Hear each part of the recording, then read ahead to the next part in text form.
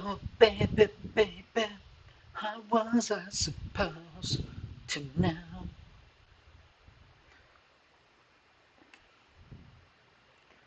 that my pussy was gonna get such a size? Oh, baby, baby, I shouldn't have let you go.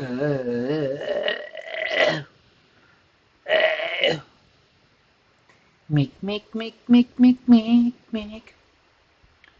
Show me what you want it to be.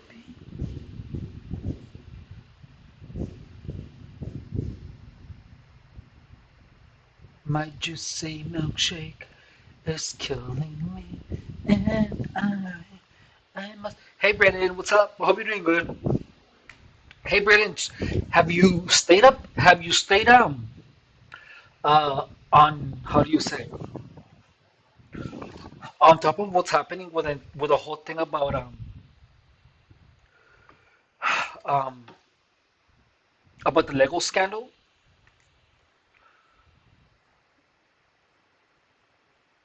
That's what we're gonna explore today. And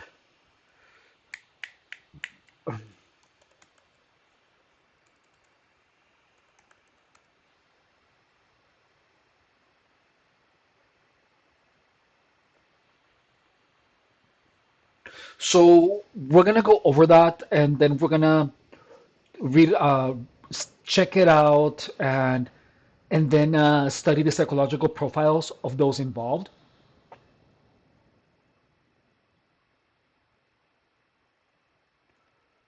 So it should be fun. We're also gonna.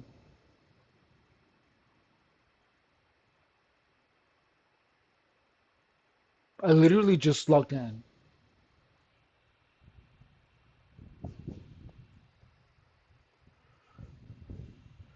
So we're gonna verify that.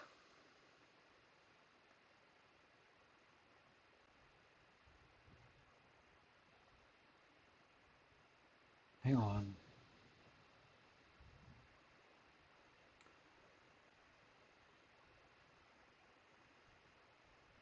My computer is acting really weird since lately. Studio YouTube. So I'm like relogging in right now. Oh, so here we go.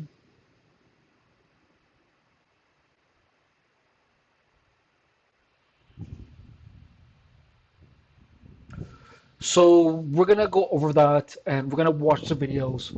We're gonna cover them, and we are gonna discuss them. This is it. Okay, cool.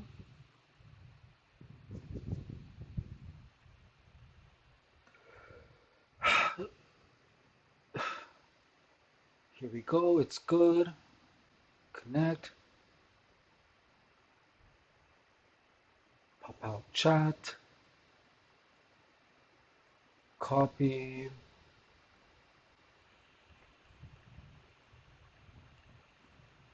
And we're gonna cover the whole thing. We're gonna discuss it.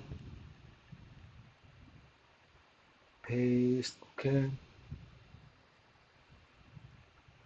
There we go.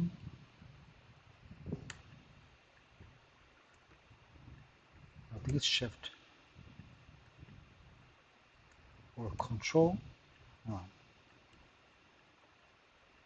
Control, Command Shift, Function Shift,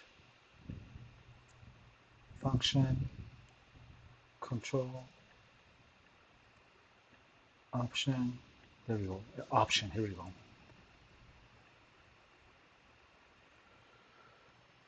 And Option.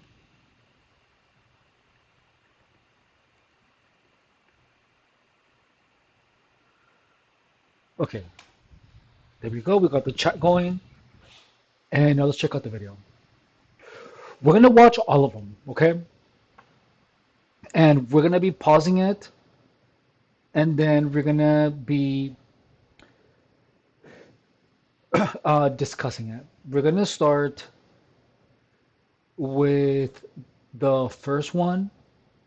What's that guy's name?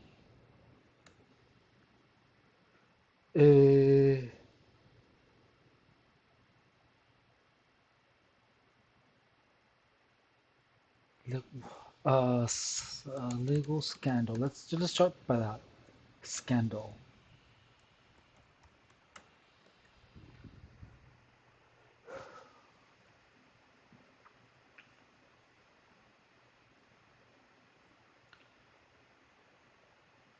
And no, so we're not gonna watch his. We're gonna watch the entire thing. It's Veteran, pastor, community leader, Brian. and father.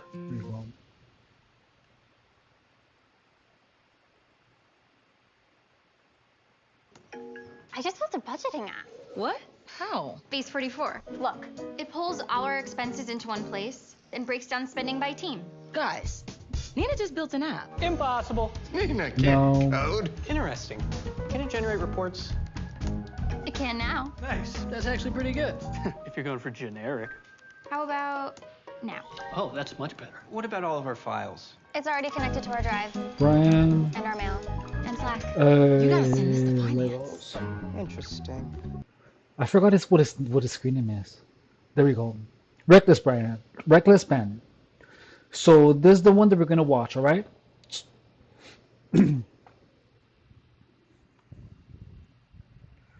Third floor. Stand up. Step outside, everybody. No. Don't.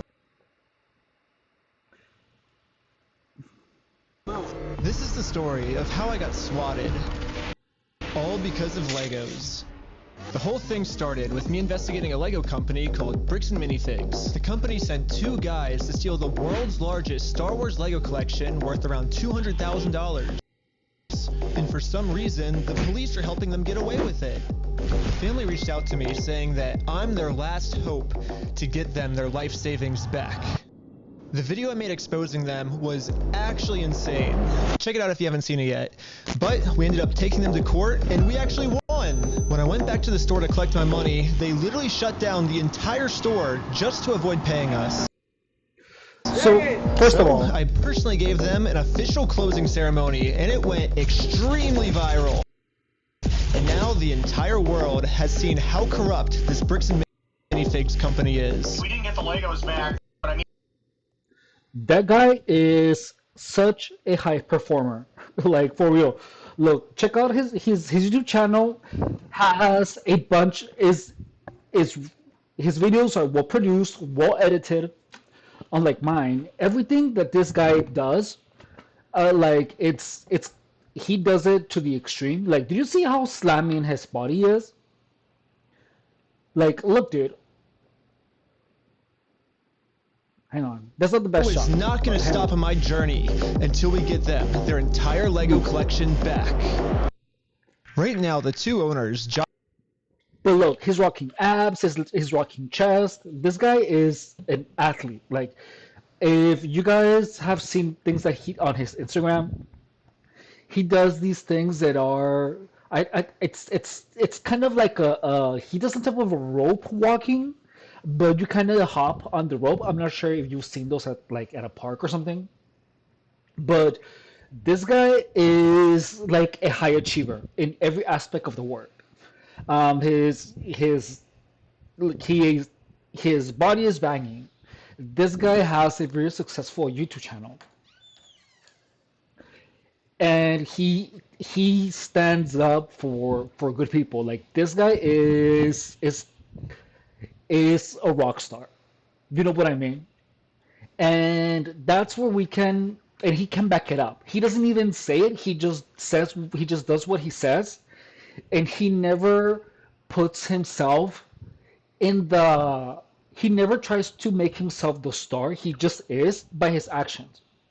So that, in my opinion, demands a lot of respect because you're not just boasting about how amazing or successful you are. You allow your work speak for itself, and that is something that I have a lot of respect for. Okay.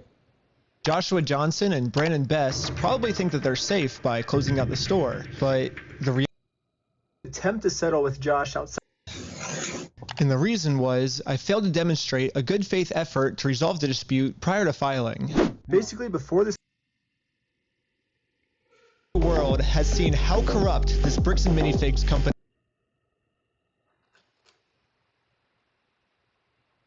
I have no idea why my computer is doing this to me. Computer, why are you doing this to me? What is wrong with you?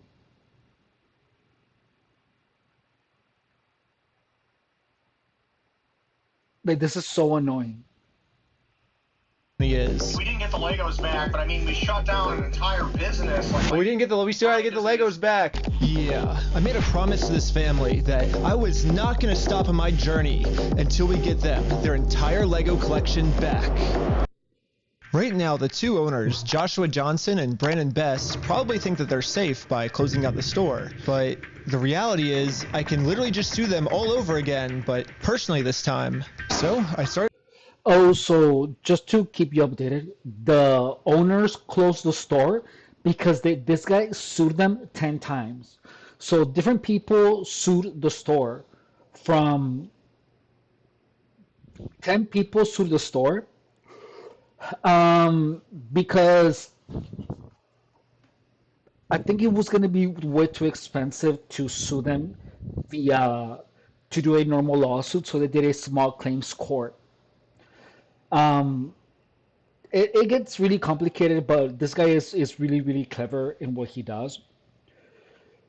And he's doing everything in such a way that is legal and that cannot come back to bite him in the butt. So understand that he is practically fighting a multimillionaire company. One guy, well, him and his team. I started to file my lawsuit.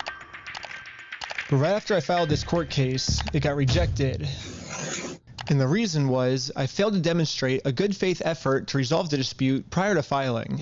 Basically, before this court case gets approved, I have to at least attempt to settle with Josh outside of court first. I tried calling Josh, but I'm blocked. I'm sorry, but the person... So my only option left is to travel to his house to have this conversation in person. Basically, if Josh wants to save the day, I got him a trophy that says Joshua Johnson saved the day. And we'll give him this trophy, but he has to give the Legos back first. So we started driving to Josh's house to have this good faith conversation the court requires us to have. We're in Josh's neighborhood. Oh my gosh. But when we showed up, Josh was already outside talking on the phone to someone. Oh my gosh, okay, Josh is outside on the phone. It's crazy. Wait, do I interrupt his phone call or do we just like wait? Interrupt his phone call? No, probably not. I thought it would be pretty rude to interrupt his phone call, so we parked around the corner and decided to wait for him to get off this call.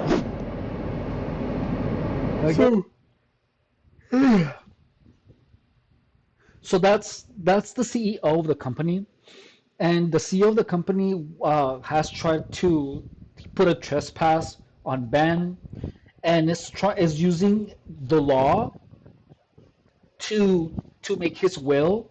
And during this whole ordeal, a lot of laws are being broken. I always just have this conversation outside. Right. He doesn't want to get his wife involved. He's hiding something. Everything's good, honey. What the heck? I'm pretty sure Josh is on the phone with corporate Bricks and Minifigs. And the reason I think that is we were actually just there right before this. Okay.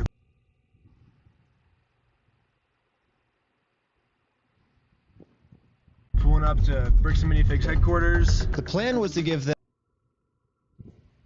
I have no idea what my computer was one more chance to do the right thing before suing them again. While we were there, one of the corporate employees answered the door and told us he would get the CEO to come talk to us. Okay.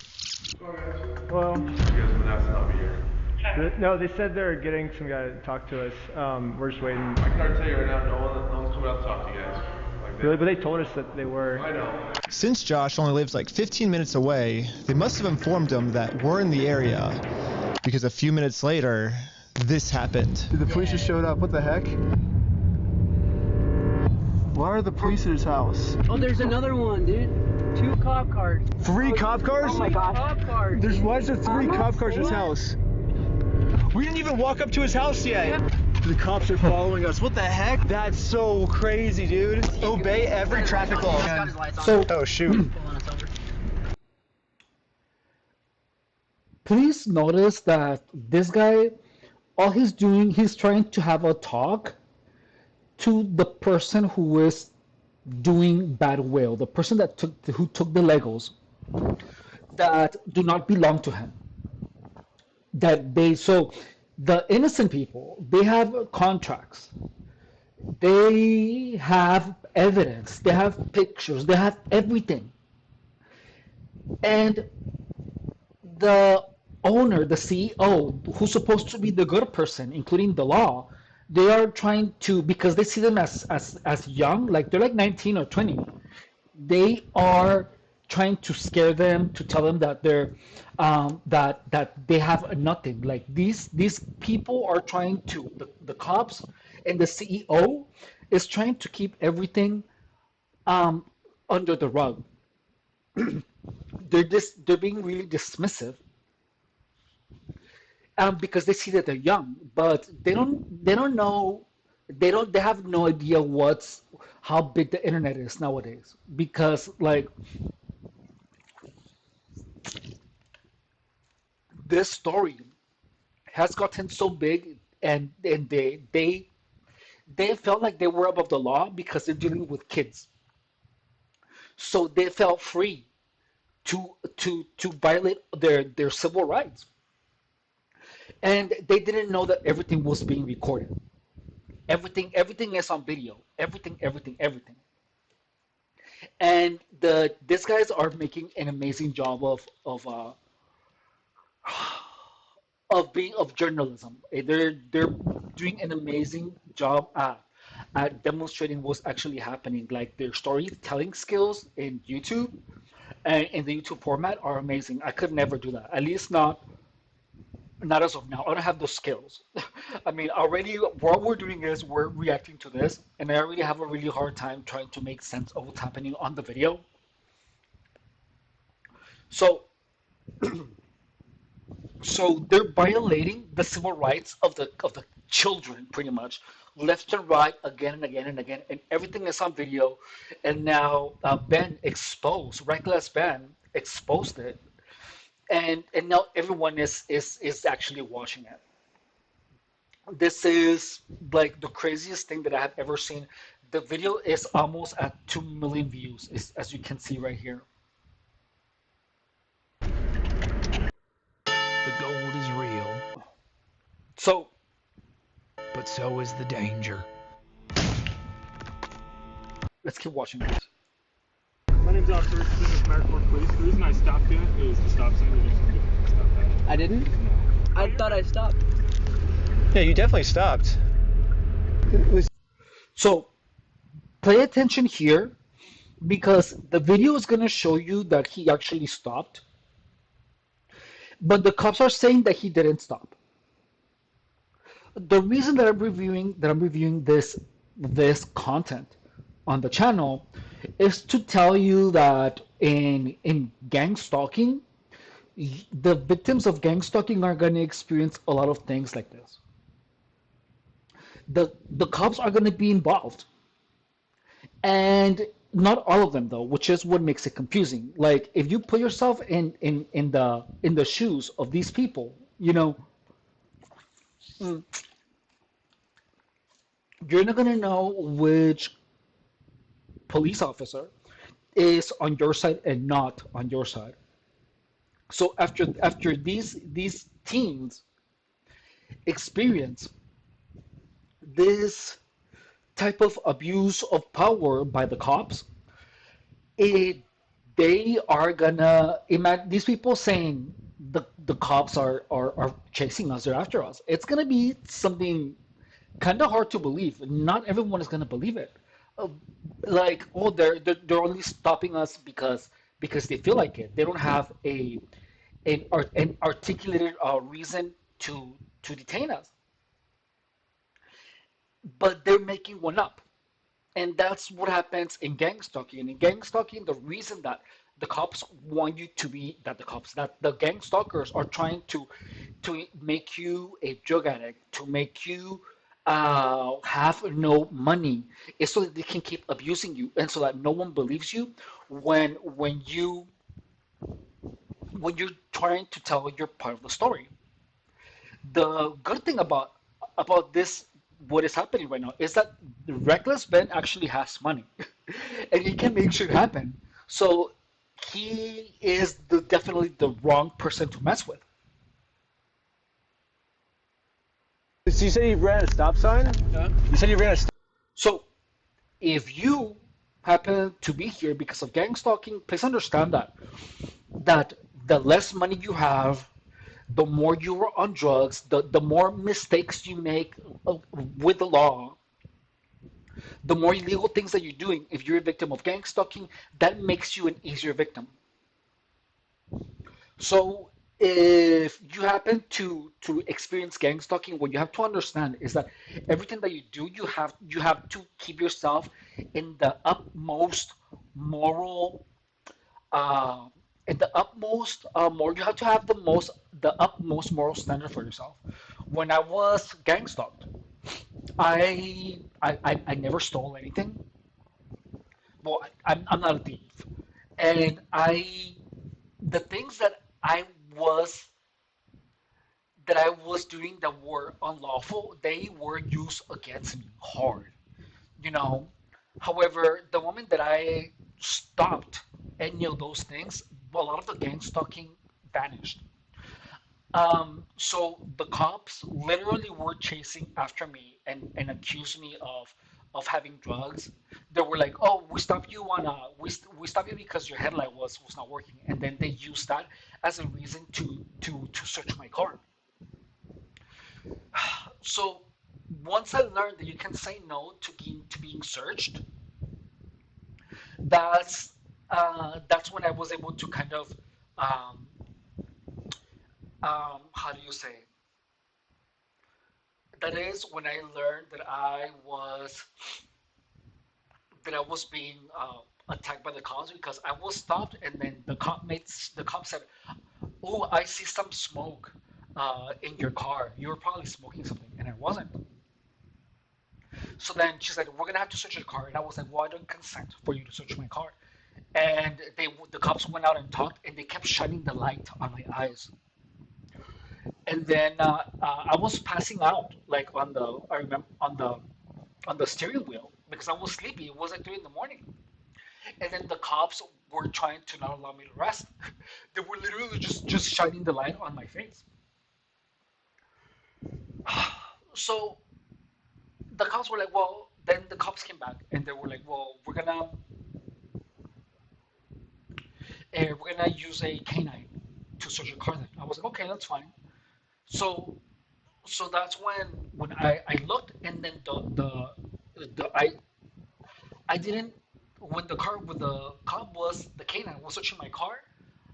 I I turned around because I wasn't looking even at the cop, but then I turned around because I was like, what if they try to do something, like talk, what if they try to make the dog bark or something? So then I turned around and then I saw the cop trying to make the dog bark,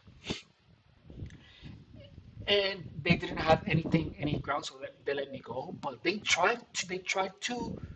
to they were trying to set me up.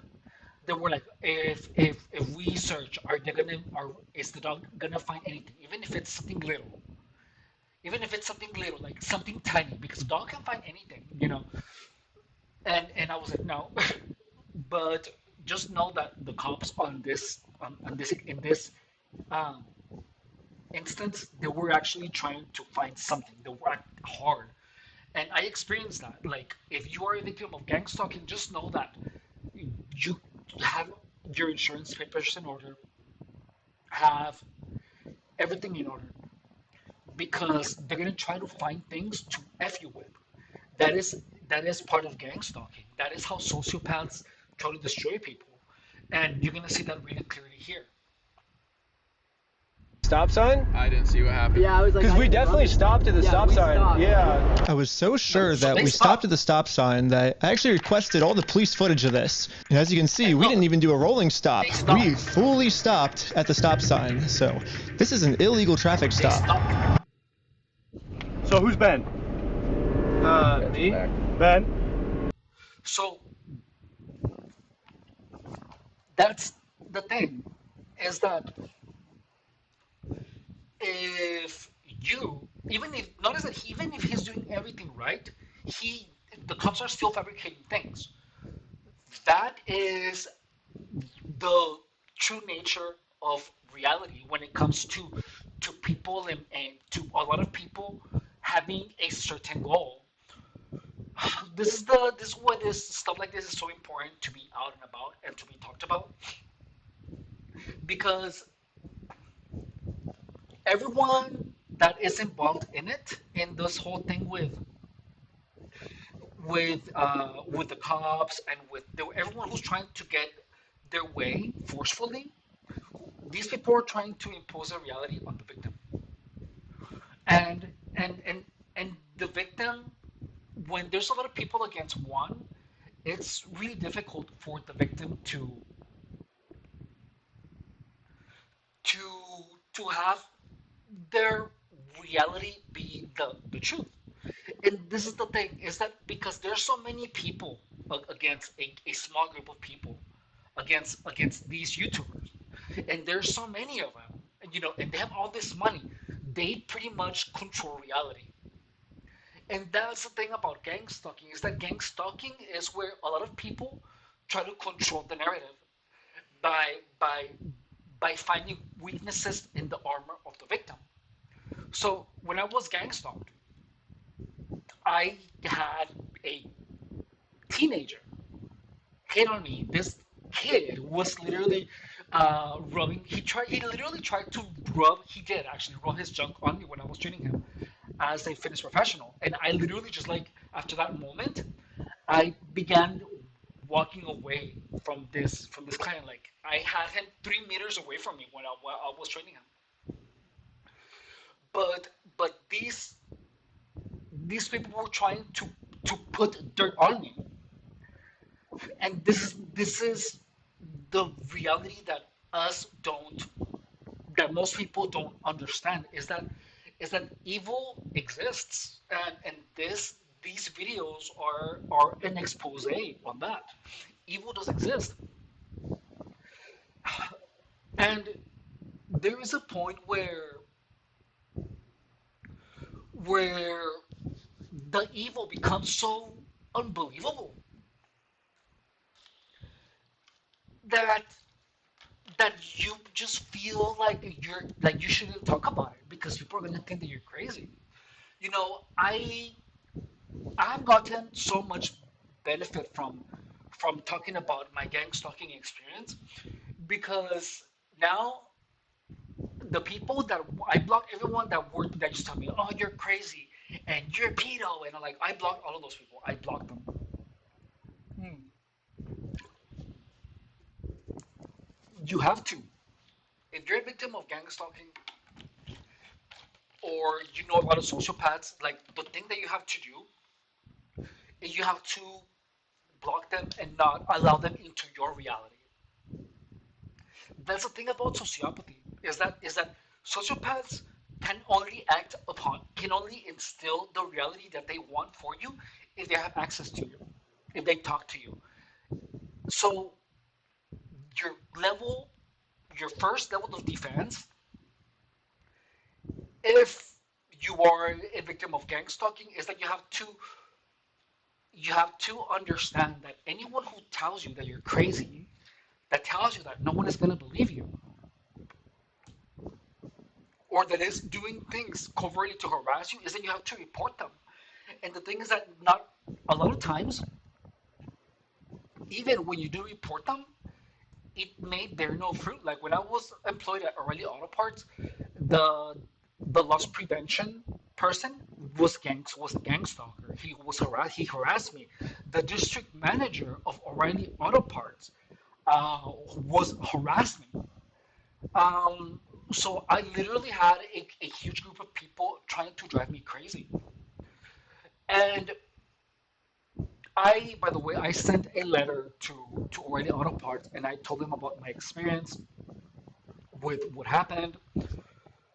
And I'm gonna keep sending them messages and letters about the things that I experienced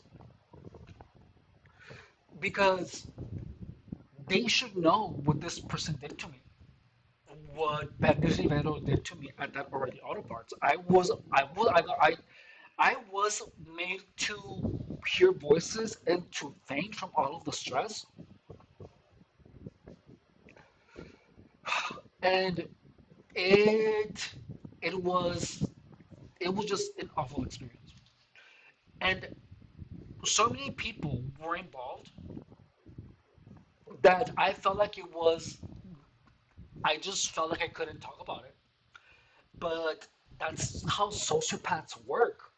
Sociopaths are gonna harass you in so many different ways that it's gonna be hard to prove your side of the story unless you have fuck you money, unless you have funds, and unless you know what's happening to you, and unless you have a group of people around you that tell you that help you figure out what to do.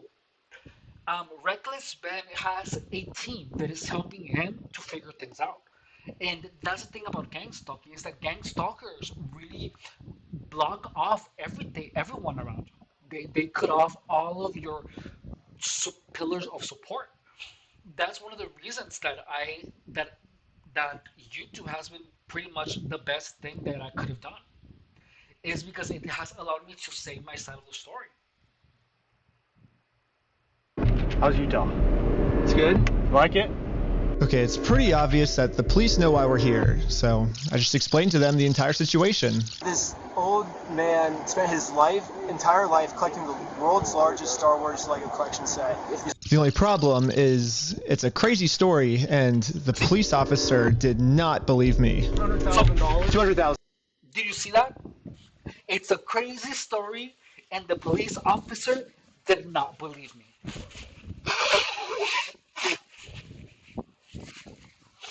Hang on.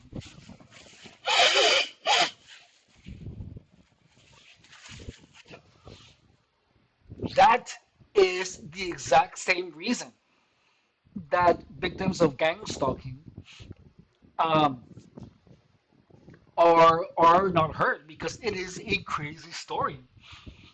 And this is the thing, is that gang stalking is something almost ritualistic. Like these people have they have done they have gang stalked others. I assume because they know exactly what to do, they know how to do it, and there's so many people involved that it is something super hard to believe. Like imagine me just telling people, oh, I'm being gang stalked by this group of people that is everywhere, and all of these people conspire to drive me crazy, and they do this, and that, and I have no evidence. you know, so it's it's such a crazy story that it's something really difficult to believe. It really is, and this guy has evidence. There's evidence, but remember that for the evidence to be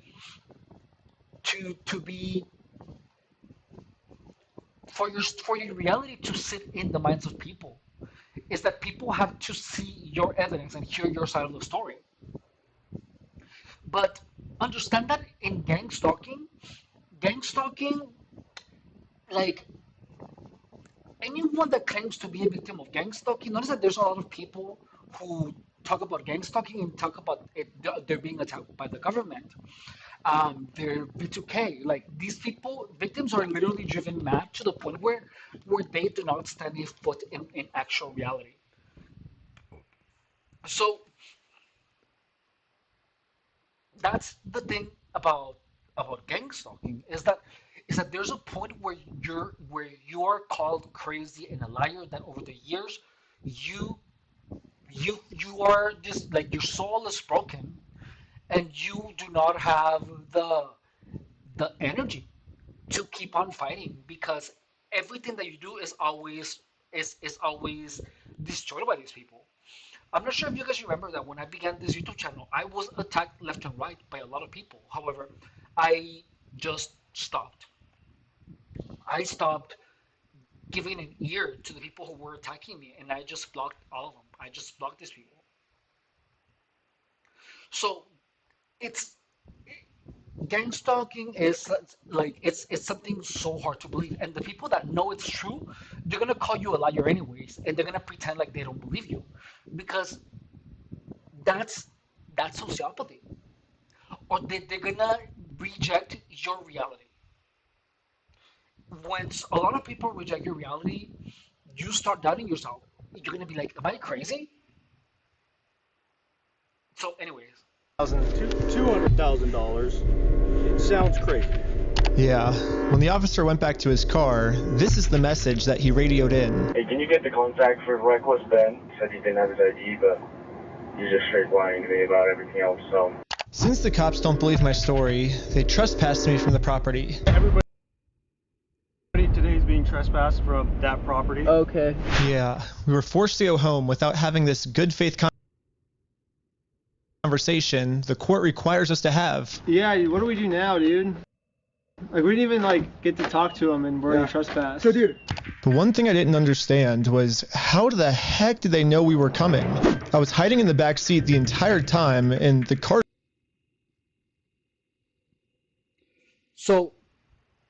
windows were extremely tinted. These windows are so tinted, you can't see anything. But as I was outside inspecting our car tint, the same police showed up to our house. Oh no, we're getting pulled over again? And it was weird. He wouldn't tell us why he was here. Like I said, we've already talked about it. Yeah, well, thanks for being so cool about everything. Yeah.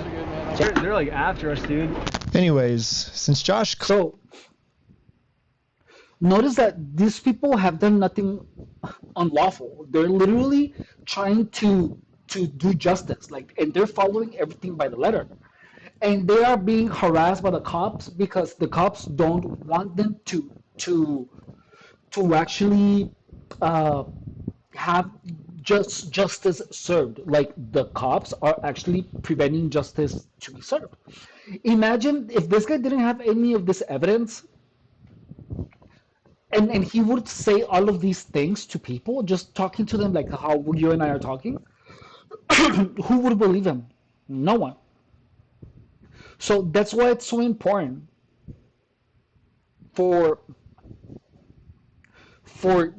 people to understand that if you're a victim of gang stalking, you have to make sure to talk it out, and just know that when you begin talking out, you're gonna have people they're gonna say that you're crazy, that you're insane, and these people, because there's so many against one, they're gonna pretty much try to convince you that everyone is gonna think that you're crazy.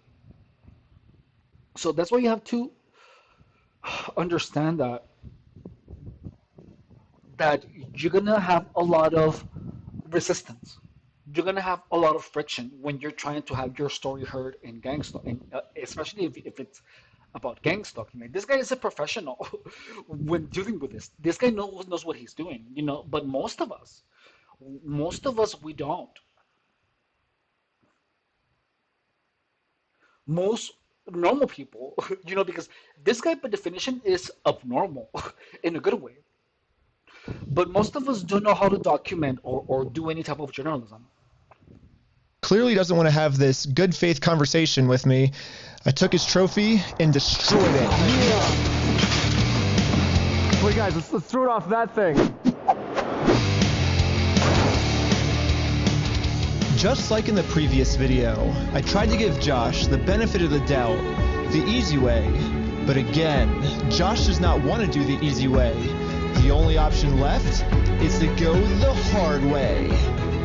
Yeah! But before before going the hard way, I actually remembered that there's another owner of the store named Brandon Best. Brandon is the guy in the security camera footage that illegally kicked the first owner out of the store so he could steal all their Legos. I tried calling. Notice that there's evidence for everything. So that is what sociopathy is that there's evidence and they're still saying that's not true. I have hung out with so many sociopaths, and the reason that a lot of things in my life went wrong was because I didn't understand what sociopathy was. So now that I know, I am wildly selective with who I talk to, with what I talk about, and with whom. So a sociopath herself told me this. She told me, even if the evidence is right here, even if they're showing it to you, always deny it, because there's always gonna be a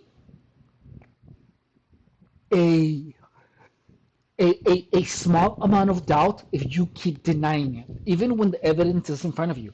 Say that that's not you, but always deny it. And I have never been the type of person who is like that, because I'm never in a situation where I do something that I have to lie about. However,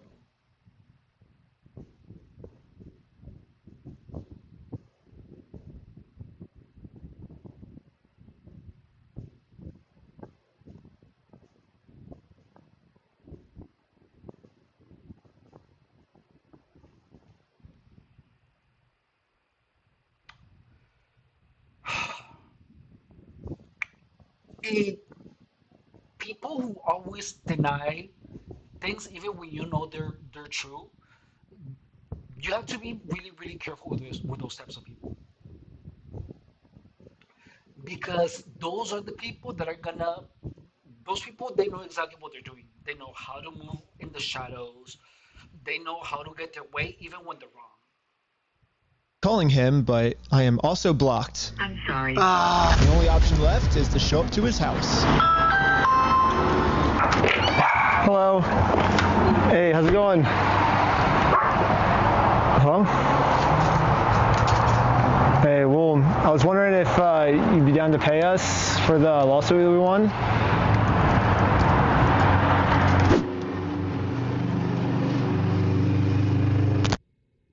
I got one challenge for you. Try Whisper Flow once. One That's time. crazy, and guys. I promise you'll understand why I haven't typed a full sentence.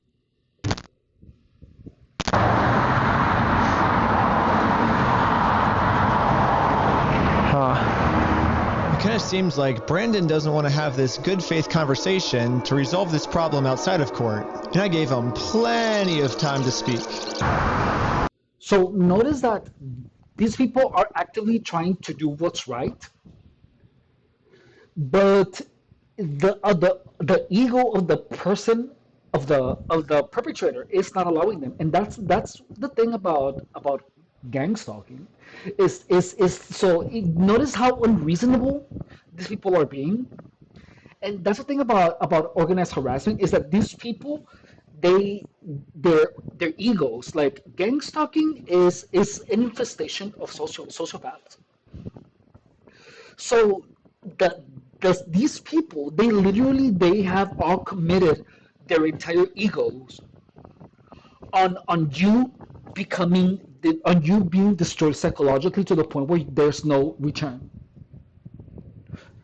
And they're gonna do everything they can, regardless of how dirty they have to get. And that's the thing about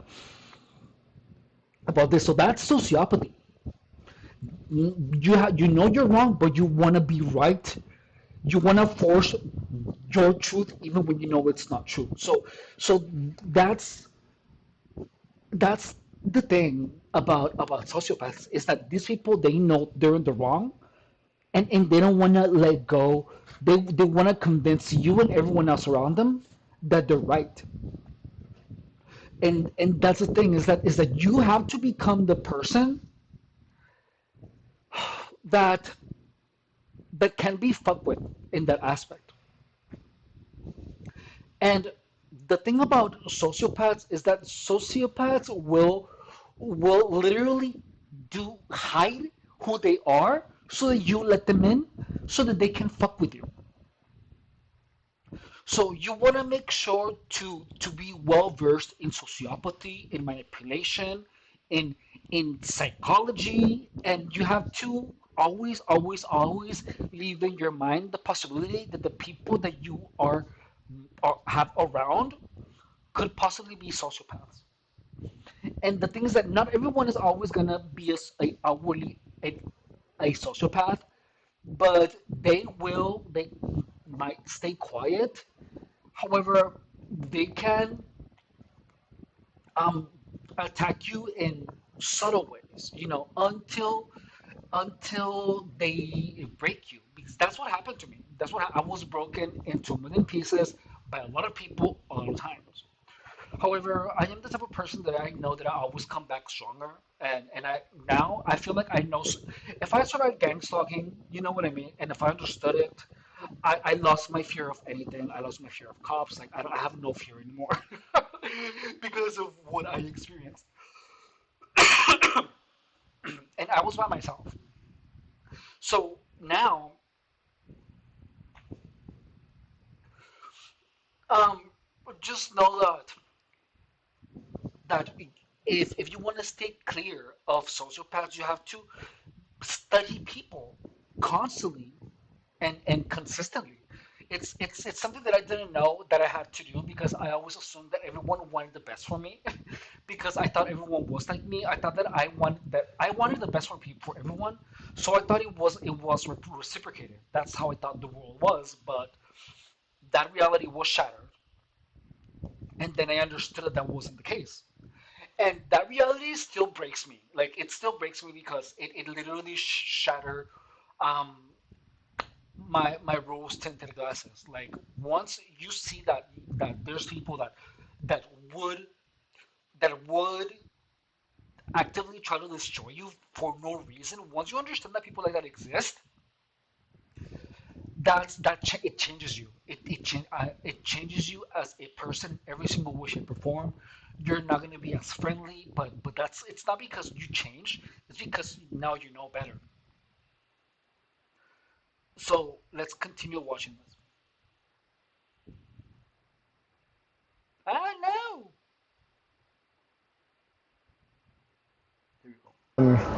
So you guys told us to take you to court. We went to court and we won. We know you closed down the store to avoid paying us, so we could just sue you guys personally and do the whole thing again. We would obviously win again, but then the police showed up, and again, for some reason, they are really trying to protect these criminals. He didn't steal anything. He inherited the store from somebody. No, he stole $200,000 How do you know this? Because I've been spending the last 3 months in the case, and I won in court. He inherited the store. He's being blamed for everything that the previous owner did, and he's trying to... Well, that's a lie. So we... Okay, hold on. I'm still okay, talking. I'm sorry.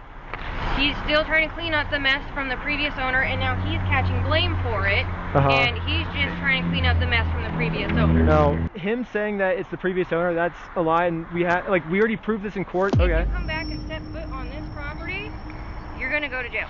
The police gave me a formal trespass notice, which I took a picture of it and sent it to the court as proof I tried to have this good faith conversation, but Brandon didn't want to have it with me. And turns out this was good enough. My court case with Brandon Best got accepted. But my court case with Josh is still going to be rejected until I find a way to have this good faith conversation with him. So I decided to see if I could find Josh online, to see if I could look up any more information about him. Hey guys. Yeah, they all look the same. No. Joshua Johnson. Yeah, Joshua Johnson. We lower their tax liabilities and minimize their exposure to lawsuits. That's hella ironic. Are you kidding me, dude? That's what he's known for, is reducing people's exposure to lawsuits. After some more research, we found out that both Josh and Brandon are super hardcore Mormon, which was actually extremely surprising to me, because if Josh and Brandon are truly Mormons, they believe that stealing is wrong, and if they steal, they're going to go to hell. Or I guess in Mormonism they call it the outer darkness. But still, Brandon and Josh probably actually believe that this is going to be eternity for them. I mean, Josh even swore to me on his Mormon God in the last video that he would give us the Legos back. I promise you, I swear to God. So, this is another super interesting aspect of sociopaths, is that they bend words and they lie without any type of moral compass. So you're gonna meet people that say they're Catholic, that even go to church, that they say they're people, they swear on God, that they have this facade of being super spiritual. However, they are just as corrupt as these people here. And the thing is that how you perceive someone is the perception of someone is something very powerful, because how you perceive someone is followed by their reputation, and the actions of a person, even when they go against the general perception of the person. Like if someone would tell you that the owner of that store did this, and that, you wouldn't believe it because their reputation wasn't that. So unless you have a lot of hard evidence like these people have, which is why the reputation of the owners of the business is actually being set. I'm not sure if that's clear enough. But how do I say? Hang on, I need to use the restroom. Hang on a second. Let me explain it to you while I'm in the restroom.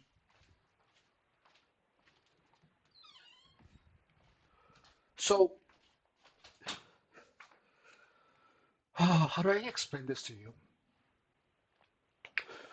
So, how someone is perceived is a very, very powerful tool. For example, if you guys, like, let's say if someone was on YouTube, right, and was saying that I'm actually a gang stalker, and imagine that this person is saying this a lot. Like, you wouldn't believe it because I've had this channel for more than 2 years, and we talk about gang stalking, and it covers it. But imagine if I actually did. Like, you guys wouldn't believe it, and I could say that person is a liar unless there was any evidence. So that's the thing, is that most people are not going to have all of this evidence like he has. But that's why you have to really, really pay attention to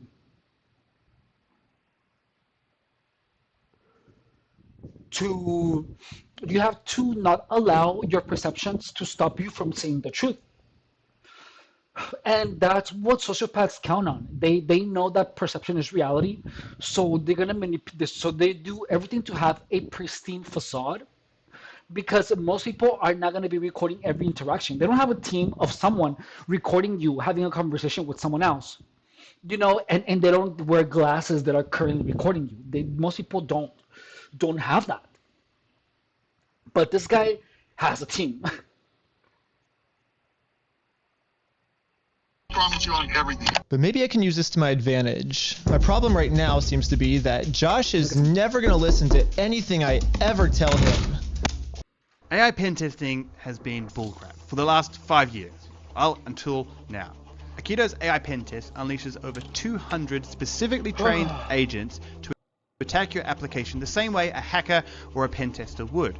It applies things like business logic and adjusts this approach based on responses. And this makes it fundamentally different than just adding some AI to a traditional desk scanning tool like Zap.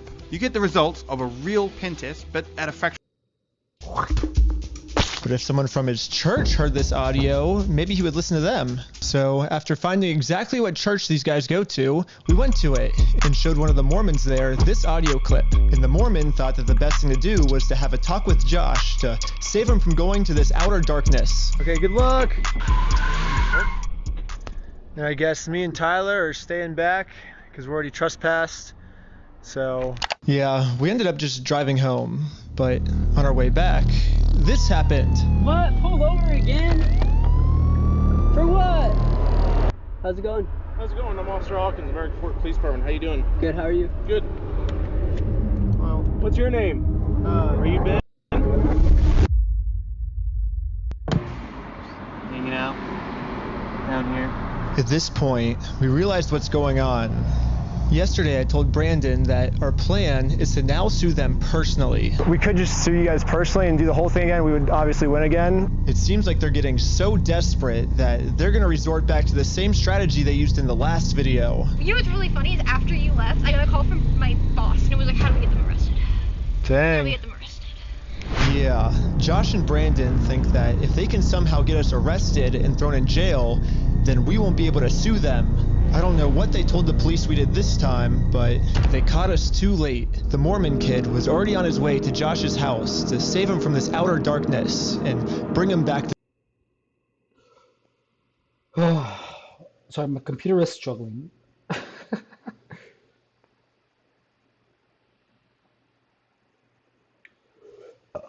Let me check something.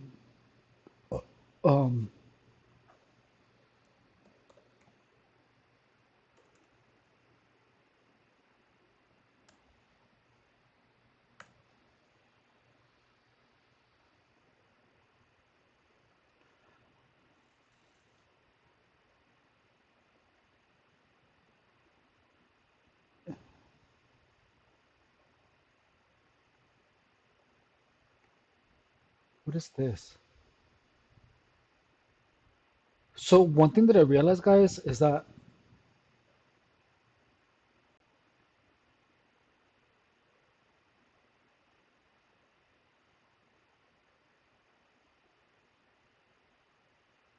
this is not even.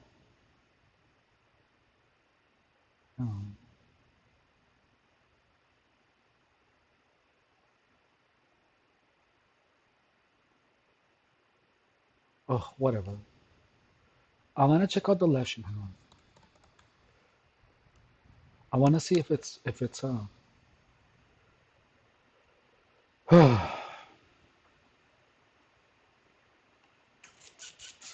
everything is good on it, on the lesson, because I cannot see it, anything.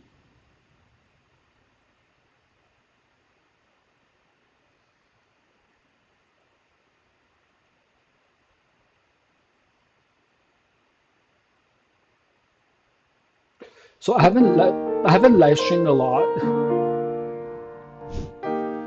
so I'm not expecting.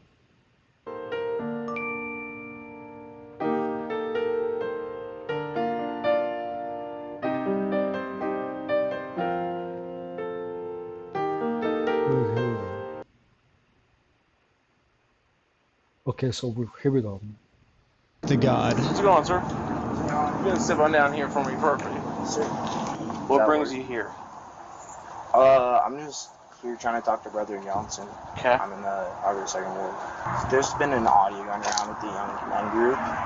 Okay. What's the audio that you wanted to play? Here's the audio. I'm not going to screw you. You have my word.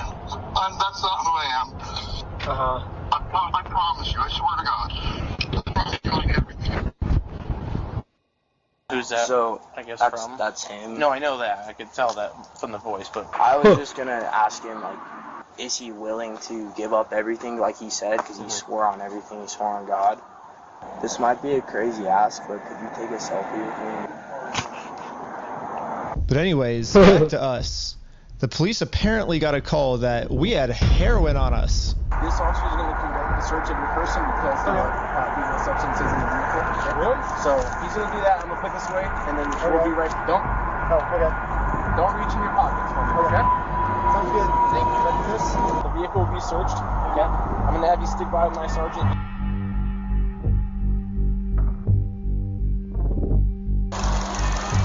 After 2 hours of searching the car, obviously they found no drugs. So he didn't find anything. I explained to the police that we didn't have drugs, and the reality of the situation is that Bricks and Minifigs is so desperate at this point that they're willing to do anything to get us arrested so they don't have to pay for the property they stole. And the police was arguing back with just some of the worst comebacks I've ever heard, which is why I think the police actually... So they said they inherited the store. So the store has stolen merchandise practically. You know what I mean? And they are not even trying to give it back. Like, they want to keep it. They redacted this audio in this clip because if they kept the audio in, then the world would get to see how stupid the American Fork Police Department is. But anyways, even though we were passing every single drug test they gave us, they were still not going to let us go until we told them where the drugs were. Your eyes, for example, right? Right. There's a constriction, which is dilated, and then Do you not. notice it? So I haven't been looking at this. I'll show him. Go ahead and look at him.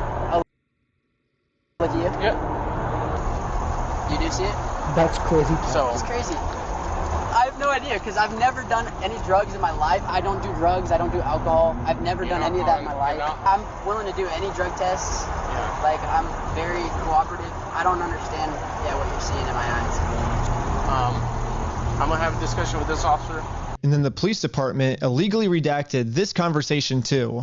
My guess is that they acknowledged that it's very obvious we don't have drugs on us, but they were going to try and pressure us into giving some type of false confession anyways. I'm not sure if you're lying to me or not, to be honest. I'm willing to take any drug test you want. I'm walking a very dangerous line, which can get you hemmed up a lot. Yeah. You could end up in jail in Utah when you're from Cali. Okay. Not worth it, right? Are you feeling that? We play differently here.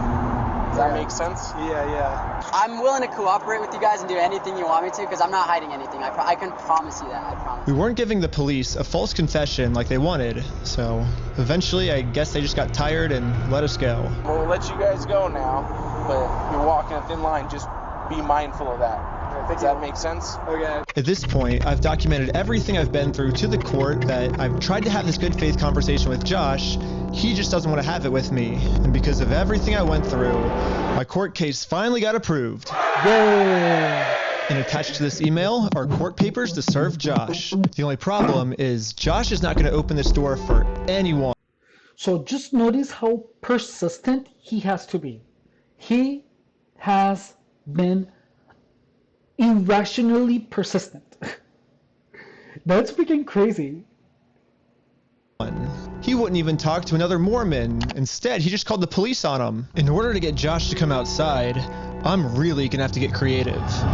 So I made this poster that says, "I stole a dying man's life savings," and printed it out.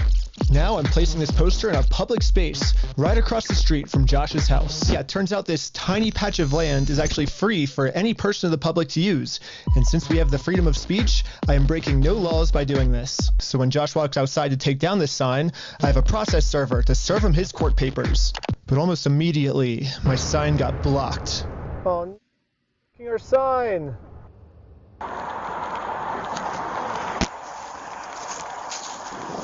What are you guys doing here? So we are in a court case with them and we have to serve them legal papers. So I explained to the cops the entire situation. I'm not going on his property. Right, no, that's fine. Yeah. That's fine. The police realized that we're not breaking any laws, and they've been called here for a false reason, so they decided to leave. Awesome, thank you. This is going so much better. Notice how the law is being used against a totally innocent civilian. Look, that is also gang stalking.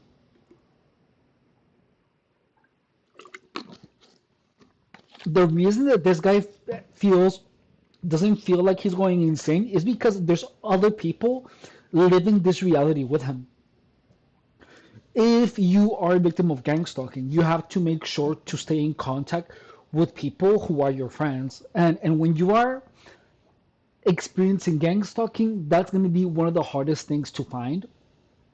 So my suggestion if you experience gang stalking, is to go to the people that have been there for you for many years,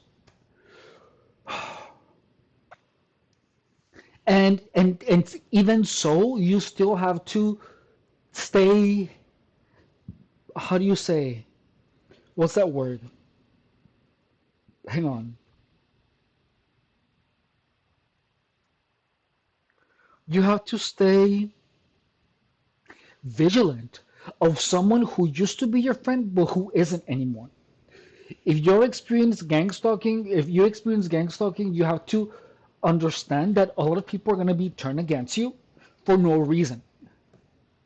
And as unbelievable as that might be, that's your reality. And if you knowing that that is the truth, only by knowing that you will be able to maneuver better. Than yesterday. So now it's time to serve Josh these court papers. And then we got the police called on us again. Hello. This man stole basically his family's life savings, so we're just here to serve him his court papers. Again, I explained to this police officer the entire situation. I wish we could just send him an email or a phone call, but yeah, the court requires us to come in person for some reason. It must be exhausting. Again, the cops realized that we are doing nothing illegal and decided to leave. Now it's time to serve Josh his court papers. But we got the police called on us again. Hello. Yep, did I see those papers? Yeah. So this is what you're trying to serve them with? Yes. That's required by the court. Again, the police agree that we are not breaking the law. They've been called out here for a false reason. This guy told me that he could even just serve the papers for me. You okay if I give these papers to him? Yeah, for sure. Okay, just give me 1 minute. Okay, thank you. Sadly, we can't see the police officer serve Josh because the police department redacted all of it. But the only thing that really matters is that Josh is getting served. He does not want the paper. So He's not want the papers? Here's that back for you. Okay. Yeah, the police told me that they can't serve the papers for me because I'm lying to them, and these aren't even real court papers. Not sure what this is. I've never seen something like that. To be honest with What you, do you These are court mean? papers. okay, it doesn't have a judge's name or anything like that on it.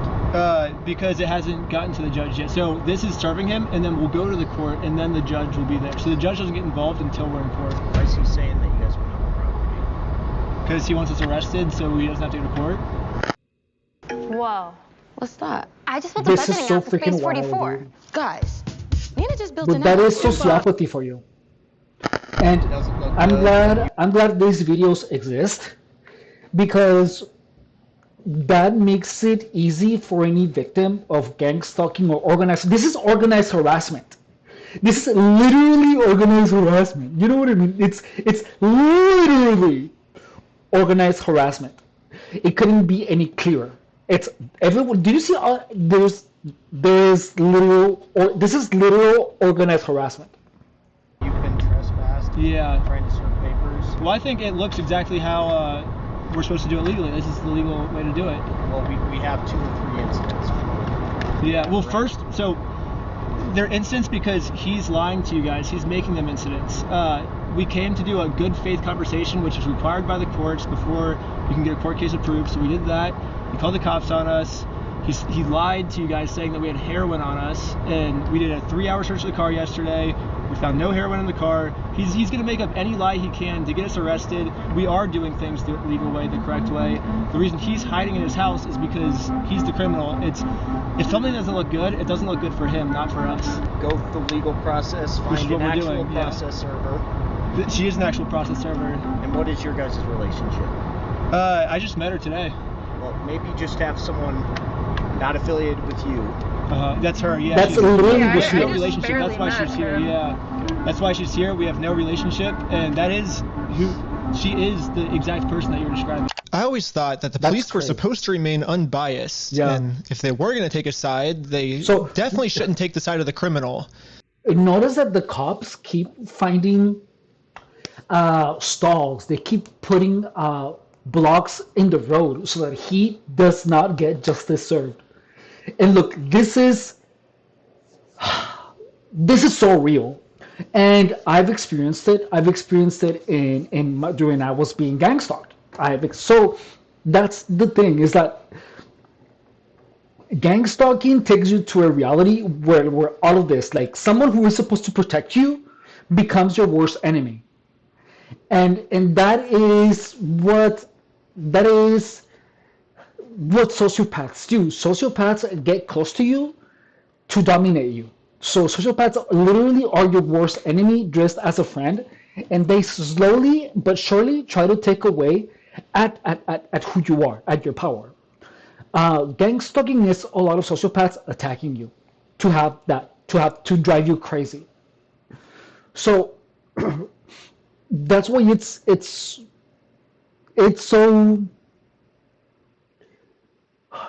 something so hard to understand, because people that are supposed to be there for you are against you, and they will do everything possible for you to be destroyed.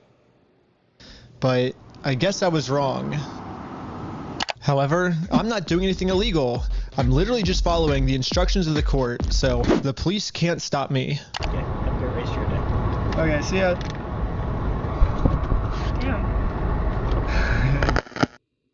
Now that the police are finally leaving, it's time to game plan how to serve Josh.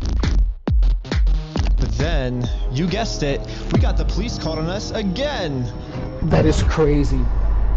Oh, sure. The For paper? what? The serving paper? Yeah. Here you go. Well, They think it's a false case? What the heck? Thank you for holding. How can I help you? Trying to speak with someone to verify if a case is, just verify if a case is real. Yeah, looks like a real small claims case in our court. Okay, thank you for your help. That's all for today. Thank you. I think this phone call was the breaking point for the police. Oh, he's rubbing his chin. The police couldn't handle They're the fact conspiring. that I was right and they were wrong. They're literally conspiring, dude. Hello. For me. Okay. Okay, we're trying to find you back. Am I being arrested? You're under arrest right now. Really? This is wild, guys. Ben got arrested. Like, they didn't say anything when they were putting him in handcuffs. They just said, "You're being arrested." I was confused. That's insane. I mean, the same police officers that arrested me gave me permission to do exactly what I was doing. You can film from the sidewalk wherever is public, right? But you can't go on that property. If you do, you'll be charged, okay? Okay, yeah, for sure. I got arrested for just doing what the police told me to do. What's even more confusing is the police are supposed to be the good guys. Yeah. Why are they arresting an innocent person to protect an evil criminal?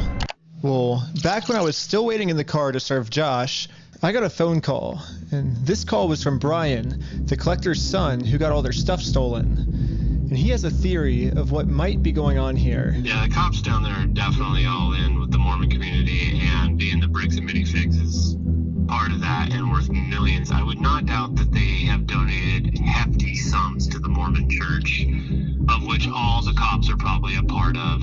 Yeah, Brandon Best, Joshua Johnson, and Eamon, the CEO, are all super Mormon. Like, the CEO even went to the Mormon University. And when I looked up all the police officers who were treating me unfairly, they were all Mormon too. And they take care of their own, man. They are like a huge clan that takes care of each other. And instead of trying to get rid of the few bad people who are making Mormonism look bad, they're for some reason choosing to protect these criminals. But eventually, I got released from jail. Out of jail now? And this is when it really hit me that the justice system has decided to protect these criminals. So now, there's really only one way I can think of to get this family the money back that got stolen from them. Which is a GoFundMe. Yeah, it is a pretty anticlimactic ending, but at least I'm confident that I'm not going to get in trouble for this. Now that our GoFundMe is live, it's time to promote it, to start getting donations. We printed out the GoFundMe's picture to hang it up so we could get a nice Instagram video to post to social media. But before the group could even hang the picture up, the police came. What you guys up to? We're starting a GoFundMe.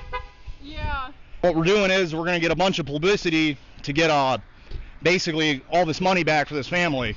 Yeah. You know, we're not going to do the lawsuit anymore. We're just going to do this GoFundMe. We've already got it started.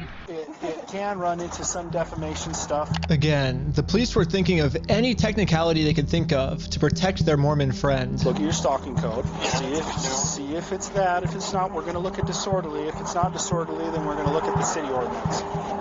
After going through every notice law they that could... they're actively looking for things to F them. They're literally they're admitting to it right there.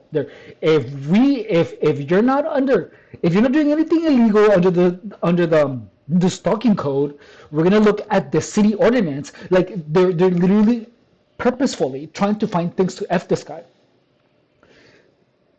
And that's more organized harassment. This is literally organized harassment. And imagine people actively talking together and conspiring to find a way to bring you down. That is gangster. That is sociopathy. It's like some type of social way of harassment. And the crazy thing about sociopathy is that it brings people together. could think of. It turns out that hanging this sign on a fence and then taking a picture of it for Instagram is not illegal. In fact, what the group is doing is actually protected under the First Amendment, freedom of speech. So one of the police officers let the group know that they were okay to keep doing this. Right now, I don't think you guys break the law. But this other police officer wasn't able to accept this reality. We're going to take it down. So, look, that's the thing, is that when they don't like something, they don't accept it. Even when it's true. That's a very sociopath thing to do. And then for the rest of this footage, when they're wrong, the they get mad and they take action that as if they were in the right.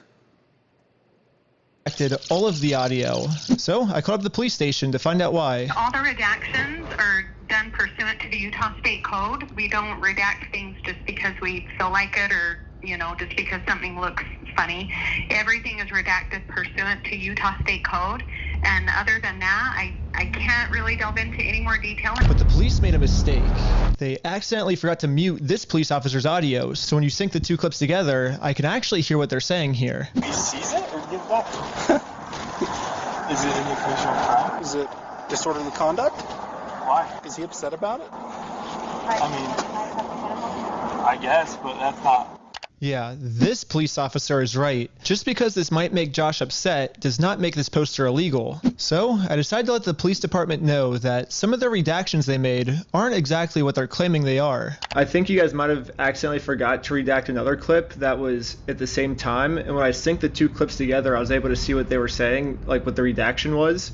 And he was talking about how what we're doing actually isn't illegal and how the police officer might be wrong. And so it wasn't about protecting a victim. It wasn't any personal information. And so I was wondering, it seems like there might be a lot of stuff like that got redacted, maybe to protect the police officers, not to protect the victims, if that makes sense. And so... Yeah, we don't do that. So like I said, anything that's redacted is pursuant to Utah State Code. I can tell because when I sync the two clips together, I'm actually able to see that that's what the redaction was. Okay, well, that didn't happen. That definitely didn't happen? No, I don't do that, Ben. I follow the Utah State Code. Do you see how... What's that word? How surreal that is? Like the evidence is there and the police department is denying it. Don't you think that's surreal? Like it's like out of a horror movie. Like I just said. Okay. I don't know. It seems like the police department redacted this entire conversation because right here the police are actually admitting to themselves that none of this is illegal, but they're still going to try to arrest us anyways. It seems like the only reason they're getting rid of this audio is to protect the police officers from getting fired. Yeah. I don't know what the police officers are saying in this next clip, but I'm pretty sure they're scheming up a way to get the group arrested. Yep. Because this is what happens next. And Lieutenant Adamson can correct me if I'm wrong, but we're going to seize your phone right now. Don't. Do not do that. You understand me? Right now you're attempting to destroy evidence. Okay, put your hands behind your back. I was just locking my phone. Okay, I'm going to switch over to the police officer's body cam POV so we can dissect what just happened. First, the police officer asks if he can confiscate Sheldon's phone, so Sheldon says, okay, and reaches in his pocket to give it to him. But at this point, Sheldon sees that his phone is unlocked. That's the thing that I wish I would have done when I was being gang stalked. I wish I would have gotten a pair of meta glasses and live stream my gang stalking experiences. Like, that if you happen to be a victim of gang stalking, I highly recommend that you do that you literally just get yourself some pair of meta glasses and live stream your experience. And at this moment, he decided that before giving it to the police officer, he was going to lock his phone, which is totally legal. There's no search warrant, so Sheldon is legally allowed to lock his phone. But as the police officer saw Sheldon's thumb moving towards that lock button, he snatched it out of his hands. And now the police officer's claiming that because he tried to lock his phone, he's destroying evidence. Silence. Yeah, I was giving it to you. Stop talking. I was Stop giving talking, it to you. Okay? It's on my money. Look, it's on my wallet. I was turning it off. Right now, this phone is being seized as part of this investigation, and you're being arrested. Okay, let's put him in the back of the car. And again, the police decided to break the law, arrest Sheldon, all to protect an evil criminal.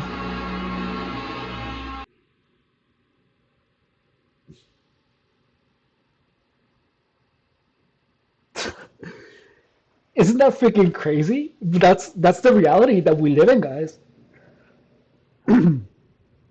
Like, reality it's just a battle of sociopaths and egos. Unless you have fuck you money. That's just how it is.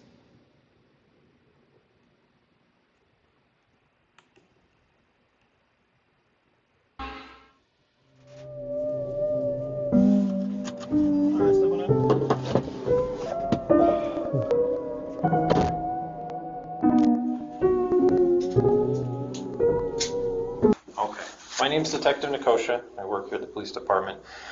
I did willingly hand over my phone, but when I handed him my phone, my wallet popped up. So I said, hold up, let me hit my power button. And I have it recorded as well. That's all I went and did. That's not obstruction of evidence. And then I let him have the phone. I wasn't trying to delete anything. In fact, it is actually impossible to delete something from an iPhone from a locked screen by hitting the power button.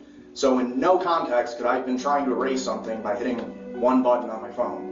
Now, I'm sure you have a phone as well. When you hit the power button, that doesn't delete anything, does it?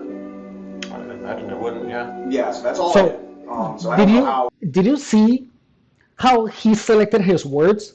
He said, he didn't say, oh, no, you can't. He said, I imagine you couldn't. He never... So, that's doublespeak. So he agreed without actually agreeing. He said, I imagine you couldn't. That's literally like a lesson in doublespeak. Like when someone tells you, wouldn't you agree? You can say, I imagine I wouldn't agree. Instead of saying, no, I don't agree, or I do agree. But you say, oh, I imagine. But you just like never, just, hang on, so. Now that Sheldon is in jail, just for promoting our GoFundMe, oh no. One button on my phone. Now I'm sure you have a phone as well. Listen. When you hit the power button, that doesn't delete anything, does it? I imagine it wouldn't, yeah. Yes, I that's all imagine did. it wouldn't. So I don't know how that's obstruction of evidence, but that is what it is. now that Sheldon is in jail, just for promoting our GoFundMe.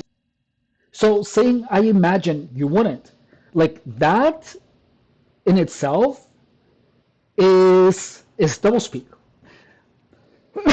So these people are highly trained in how to say and how to talk without actually saying anything.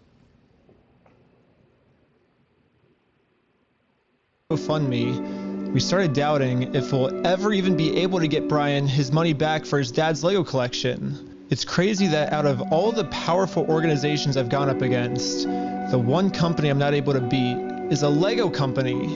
I literally couldn't have imagined a worse ending for this video, but I had no clue that it was about to get way worse.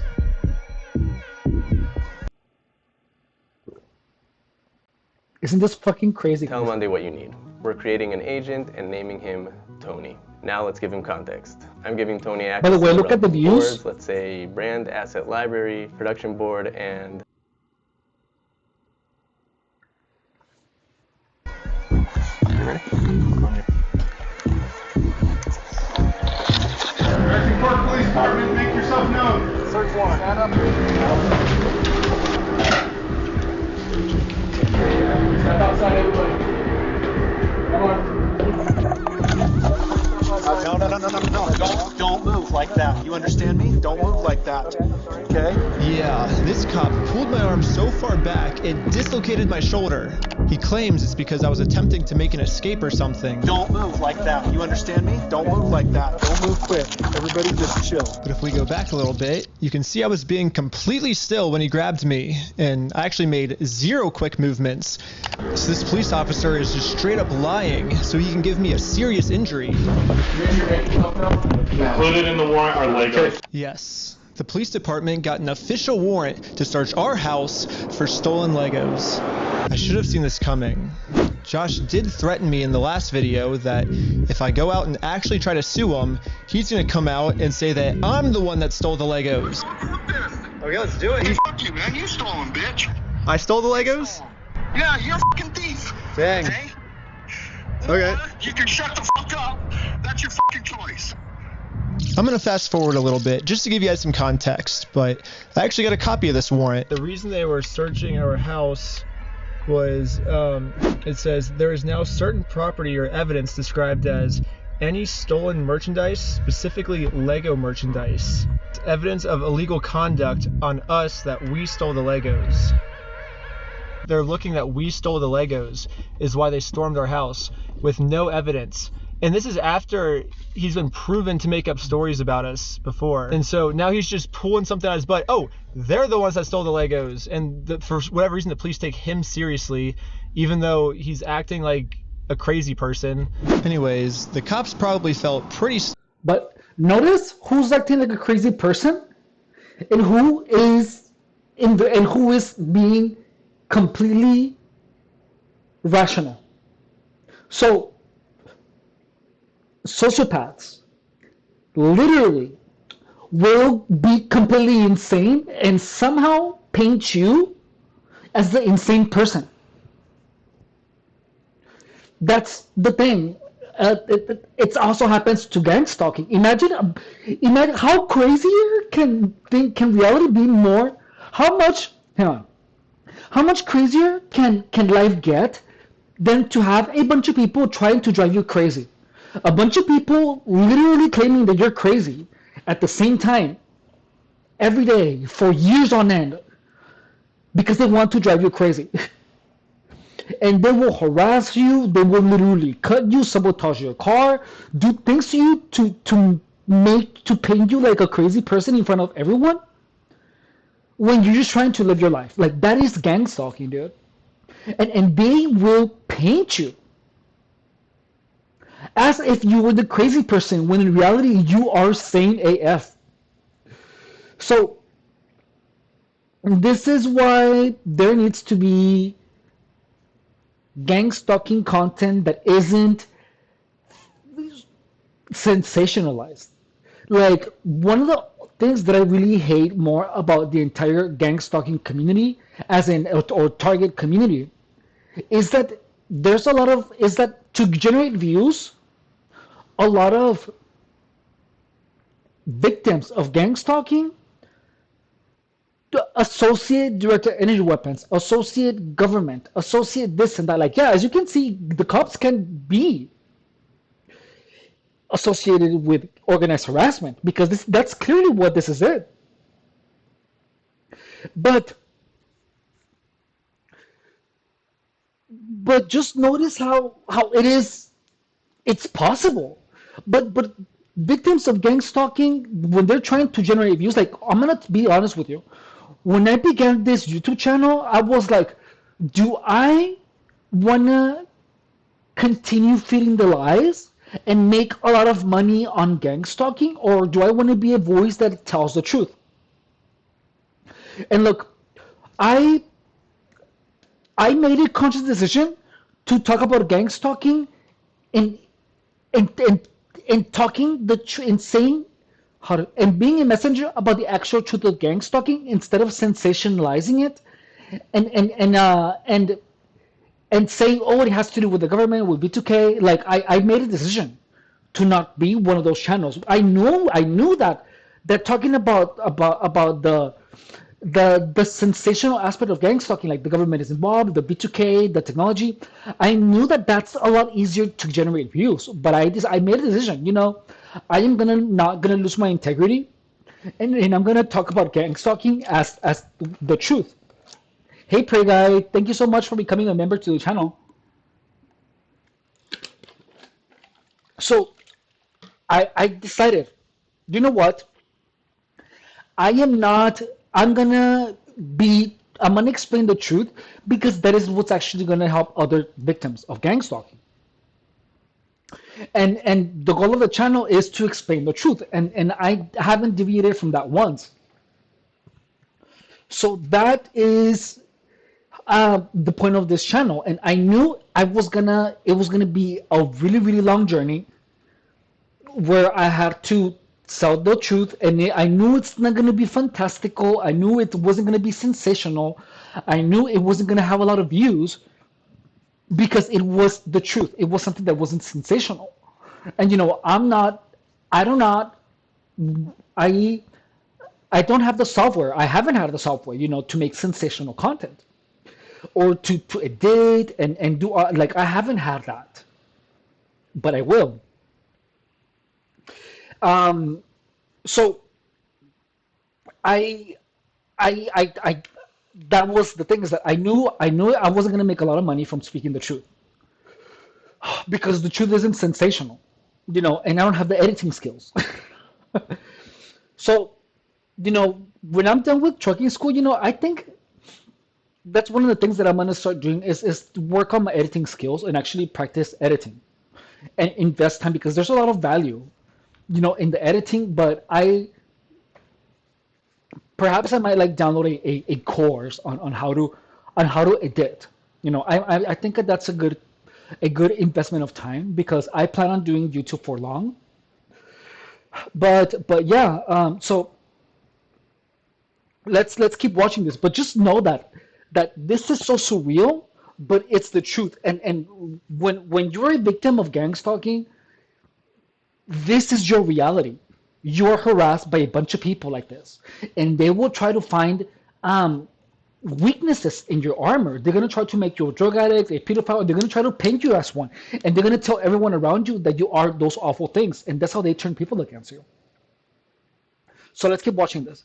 But so Prey Guy says, I can't believe this is happening to America. It's much more worse. Yeah, it's awful, dude. But this stuff this has always gone on. This thing has always been the truth. But the thing is that now younger people have the ability to become better journalists. They know how to tell a story. Stupid when they searched our entire house and didn't find any stolen Legos. Again, the police illegally redacted this conversation to avoid them looking stupid, but I'm pretty sure that's what they were talking about. But the reason that this guy is a pro at doing these videos, and the reason that he has all of this footage is because notice that he wears, aside from the footage from the cops, he has a group of people that have glasses with cameras, and someone is filming from his car while he's having conversations with these people. But when you're a victim of gang stalking, you by yourself, you don't have that. You don't. So the best thing that you can do is to have recording devices. Like one of the things that I wish I did have was a pair of meta glasses and live stream all my experiences, so I would have this type of footage. So, Prey Guy, are you a victim of gang stalking? Like, is that what you subscribe, or what was the reason that you subscribed to the channel? Like, please tell me. I want to know more about you. instead of doing what any rational police officer would do and let us go, they're sticking to their story that we're the thieves. You caught my eye, and I've got a feeling I'm falling. Show me the jump right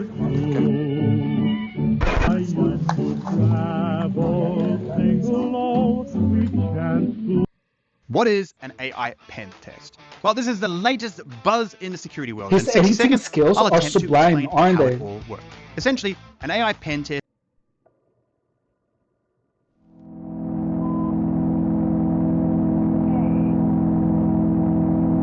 Thank you for being here, Pretty Guy.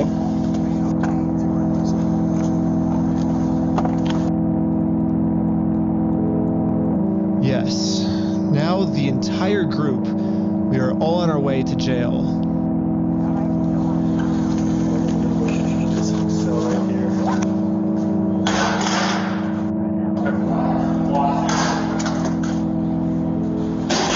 Except for me. I got taken to an interrogation room so they could find some reason to lock me up for good. Then I'm Detective Nikosha. Last time, I was able to get released on bail. This time, they're requesting that I be held in jail a month until my court date. But there's honestly nothing for me to hide, so I went through the entire story with them to show the detective that this whole thing is just a big misunderstanding. If you think about it, 83-year-old man versus $400 million company. Yeah. Even though the $400 million company's in the wrong, they're gonna win, you know? I wish we could just send him an email, like show up to court this day. That would be so easy for us, but this is how the law works. Like, that's not my fault. Like, I don't make the law. If I made the law, send him an email, and they're like, he doesn't want your papers, you just have to figure out civilly. I'm like, this is the civil method, you know? Like, to do it civilly, you have to serve. They're like, well, then just sue him then. I'm like, that's what we're doing. Like, you see how this is a circle? I am very interested on Josh's side of the story because I think he said, might have said we had heroin in the car or something, and they did like a 3-hour search on our car. Obviously no heroin, so I don't know what Josh is telling them to that we're doing, but suing him is not working for us. So let's do a GoFundMe. Right after I mentioned this GoFundMe, the investigator wanted to leave the room. Hang tight here, and then I'll be back with you, okay? Okay. Okay. Something about me mentioning this GoFundMe. Las cámaras no están... Te sacó de la... Ajá. Ya tenía rato que no la revisaba y dije, la voy a revisar. Ah, qué raro. Ok, ahorita lo reviso. Ahorita veo qué onda. Porque yo tampoco estoy metido en la... Sí. Really caught his attention. Alright, good.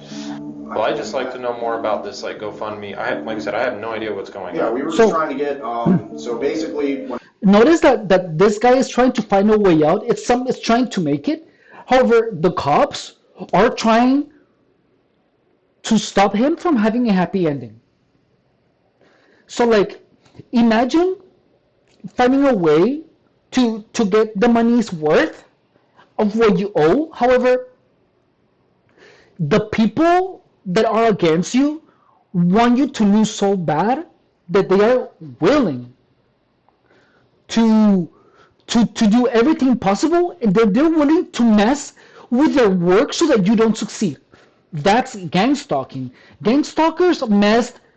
I even had gang stalkers become clients, paying clients, only to try to manipulate me into using substances. It's the craziest thing.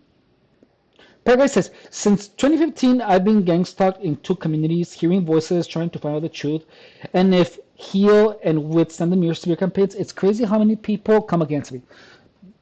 It's so, Guy, first thing that I'm going to tell you is I am so glad that you found the channel. I am so glad that you found the channel because I have the solution to gang stalking. I promise you, look, you and I are here. Thank you for becoming a member. And I promise you that it's every second that you spend here, it's going to be worth your time. One of the goals of the channel is to help victims of gang stalking.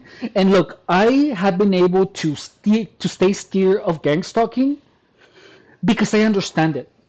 So I'm gonna tell you one thing that probably no one has told you about gang stalking. And look, this is the first thing that you have to understand, is that gang stalking is a bunch of people executing psychological attacks on you that control your behavior in a way that they want you to behave. In my case, I had hordes of people. Like people would hang out with me and they would push friendships onto me only with the intention of making me a drug addict. People would literally try to make me not have a good time. And they would do everything possible to keep me addicted to substances. So the first thing that I have to tell you is that people will talk to you about drugs, they will talk to you about gambling, they will talk to you about not paying for insurance because you're going to save a lot of money. You're going to have hordes of people approach you and give you suggestions that will make you more susceptible to gang stalking. So look, anyone that tells you to tell them your most private secrets, like if you have like a type of fetish or if you're into any type of taboo, just don't block those people, because a group of people is going to actively try to find things about you that can be used against you. So anyone that tells you that harasses you, you have to block them and to end or stop talking to them. On your social media, stop talking about what you're going to do, about your plans. Don't tell anyone about your plans. And understand that something like this will happen where cops are going to stop you for a stupid reason. You're going to actually be targeted. So the first thing that you have to understand is that the psychological attacks are pretty much a people being like, do you ever use crystal meth? And people are going to talk to you about crystal meth for many years until you become a crystal meth addict. And they're going to try to have you, have sex with as many people as possible, unprotected, so you catch diseases. These people are going to try to keep you sick. They're going to try to give you AIDS. They're going to try to make you use drugs. They're going to steal from you. They're going to do everything possible to make you destroy yourself. So what you have to understand, Prey Guy, is that you're going to encounter a lot of attacks that are dressed as questions, that are going to be dressed as suggestions. So the best thing, when you know you're being gang stalked, the worst thing that you can do is try to meet new people. You have to stop trying to meet new people, and you have to focus on being as successful as possible. Are you being harassed at work? Are you homeless? Do you have a house? Like, tell me more about you. If you hear voices, honestly, gang stalking has ways that can make you hear voices and that can make you feel weird sensations. So just know that it's not B2K. But gang stalkers are going to try to put you in a constant state of panic, and over time you're going to be made to hear voices. So what's your current situation? Like tell me more about it. What ended up happening is Ben got arrested, which we were pretty blown away he got arrested, but I'm like, all right, I'll take over now. Like, I don't want you to get in any more trouble. And he's like, yeah, I can't get in any more trouble. Like if you take over, like that, that was my decision. Yeah, so I mean, I don't know. What other questions do you, I guess, have? Because there's not really, I guess, much else to say in the situation, to be honest. Perga says, I'm unemployed with my grandparents. Okay, and do you feel that gang stalkers are stopping you from having a job, or what is it? Look, I'm going to tell you, look, I'm unemployed too. And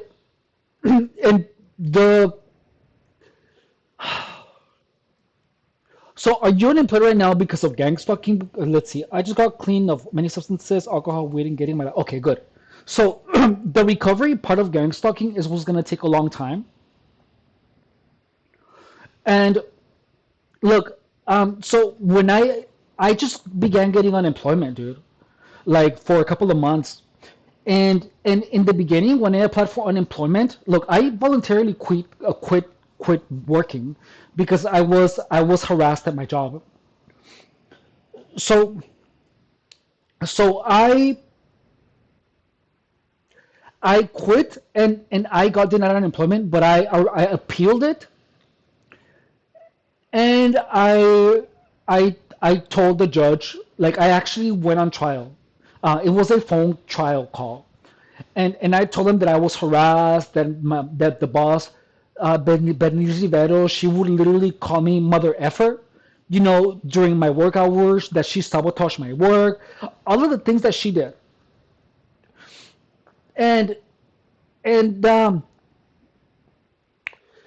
then I got approved for unemployment. So just know that if you quit because if you quit your job because of the harassment, just know that you that was your reason. You can win if like you can actually get money while you are dealing with gang stalking. Yeah. So just know that you can get an employment even if you quit, but you have to make sure to really say the truth. But you have to you cannot talk about gang stalking. You cannot say I was being gang stalked and I was made to hear voices. Like, you can't do that. Um, you can't do that because that's good. That's too unbelievable. So I went an unemployment center, and I looked at the training that they had available. So now I am actually going to school to become a truck driver, because from the county. The county is paying for my truck driving school. So just know that gang stalking is not all encompassing. It's pretty big, but it's not impossible to beat. So right now I'm going to employment training, where I'm being taught how to drive semis, and that is being paid by the government. So the best thing that I can suggest is for you to actually, like, if you're being harassed at your parents' house, like, you actually report it to the cops, dude. Like the people that used to push drugs on me, I screenshotted that, and I sent all of that information to the cops.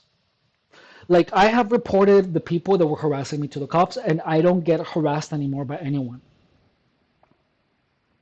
On on social media, I block everyone that was harassing me, anyone that is trying to tell me, oh, you should go to Palm Springs and use some drugs with us, which is exactly the type of psychological manipulation that I've had for a really long time. So the voices are going to go away over time.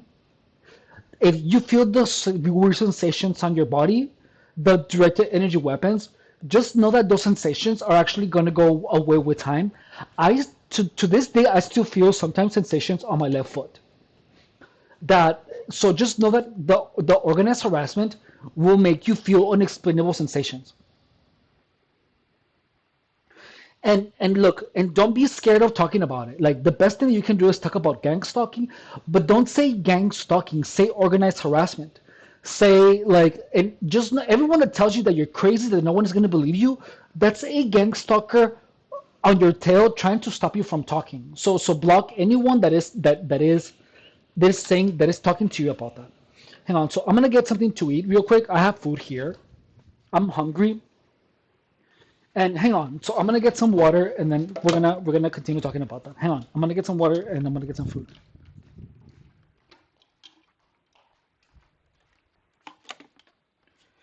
To be honest, I missed doing live streams. My computer was not was they changed how the OS worked, so I couldn't use my iPad as a second monitor, so I couldn't make live streams for a while. But now I'm going to be doing. I don't commit to doing one live stream a week, but I want to just make sure that I want to keep creating content. You know.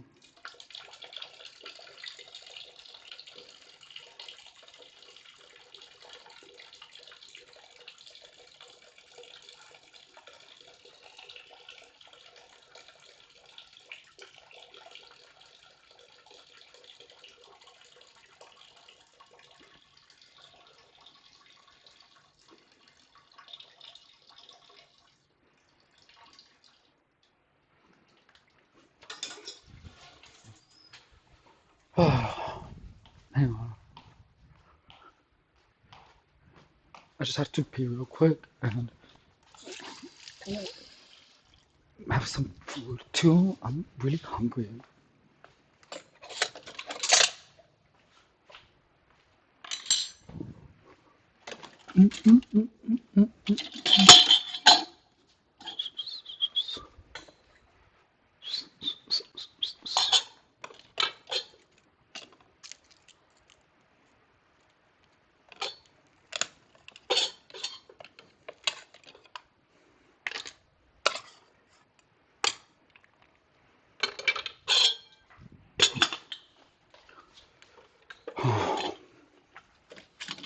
So the reason that I'm sharing that, all of the things that I'm doing with you, is is to tell you that there is a way out, dude, from gang stalking.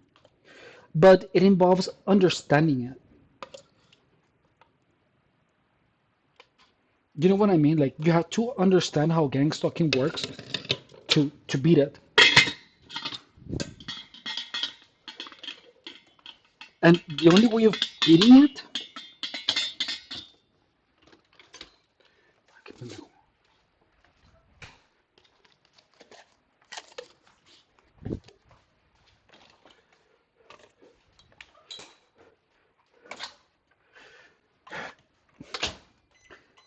is by knowing how big it can get. Let's see. I was thinking about reporting today. So what is there to think about?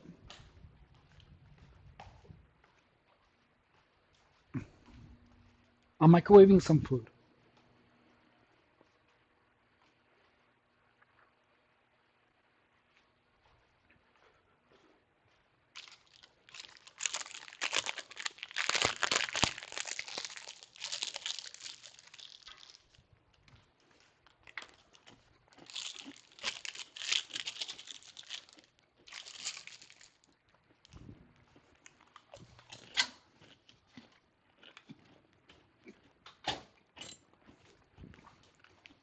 It's difficult to report gang stalking, right? Like it gets really difficult sometimes.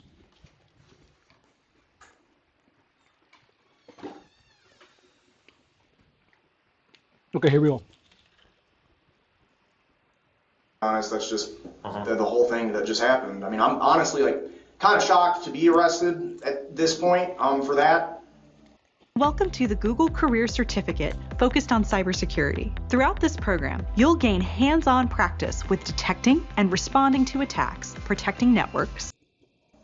Yeah, this is definitely a very strange thing to be getting interrogated about, especially considering from my angle and the evidence I've seen, the overwhelming evidence that they just blatantly stole from this guy. It's like us trying to then do a GoFundMe to get him his money back, and I'm the one, getting put in cuffs. It's crazy. I guess the detective didn't get what he was looking for, so he decided to interview the rest of the group. It sounded like a great project to me. I was like, okay, like it's for a good cause. How are you doing? And for some reason, he was trying to get all of them to admit that the GoFundMe was my idea. Hello. Obviously, Ben was behind the GoFundMe idea as well, right? I don't know whose idea that was, because I kind of just started, I think they... But he was supportive of it as his channel, right? He said, oh yeah, let's do this for the channel, from my understanding.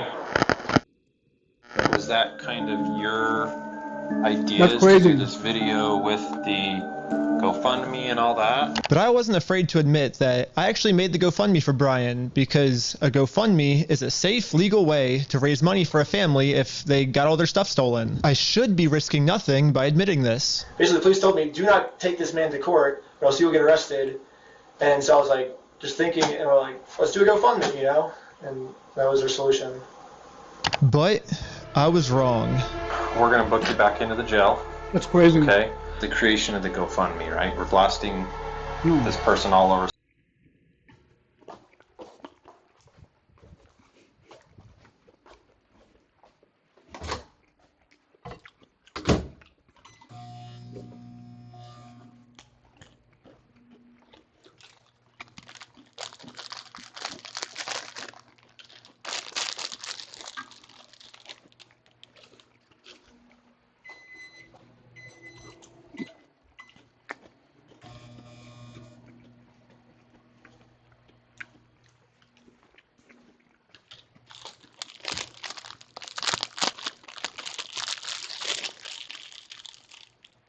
So notice that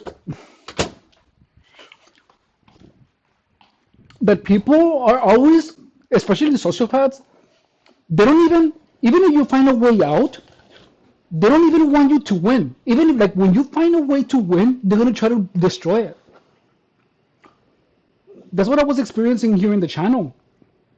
For like the first year and a half, I had a bunch of gang stalkers like join my life. I had more gang stalkers than actual people. Try to mess with me. Okay, here we go. We're saying, hey, he's... So creating the GoFundMe was illegal? When I asked the detective how creating a GoFundMe was probable cause to send me to jail, this was his response. A lot of this stuff you may have to just get an attorney and fight it in the criminal side of court. Notice that he didn't even have an answer. Right? Okay, should I go back? Yeah, go ahead and stand up. I got an officer right here that's he has cuffs for you. Will I also be able to hear Josh's side of the story? Because I think he's said a lot of lies to you guys. It'll be, and I never talked to Josh, but it'll be documented in the report as well. Okay, thank you so much. But the detective was lying. The police have illegally redacted every single claim Josh has made about me, and when I finally go to court, I'm going to be completely blind to what I'm even being charged for. The worst part is that the police officers took away my bail, so now I have to wait a month in jail.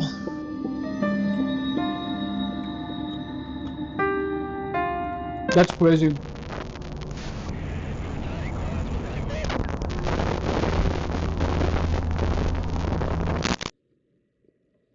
However, I ended up getting extremely lucky. When a judge ended up reviewing this arrest, they thought the whole thing was so stupid and ended up releasing me on bail. So now, at least I'm a free man until my court case. Let's go, man, yeah.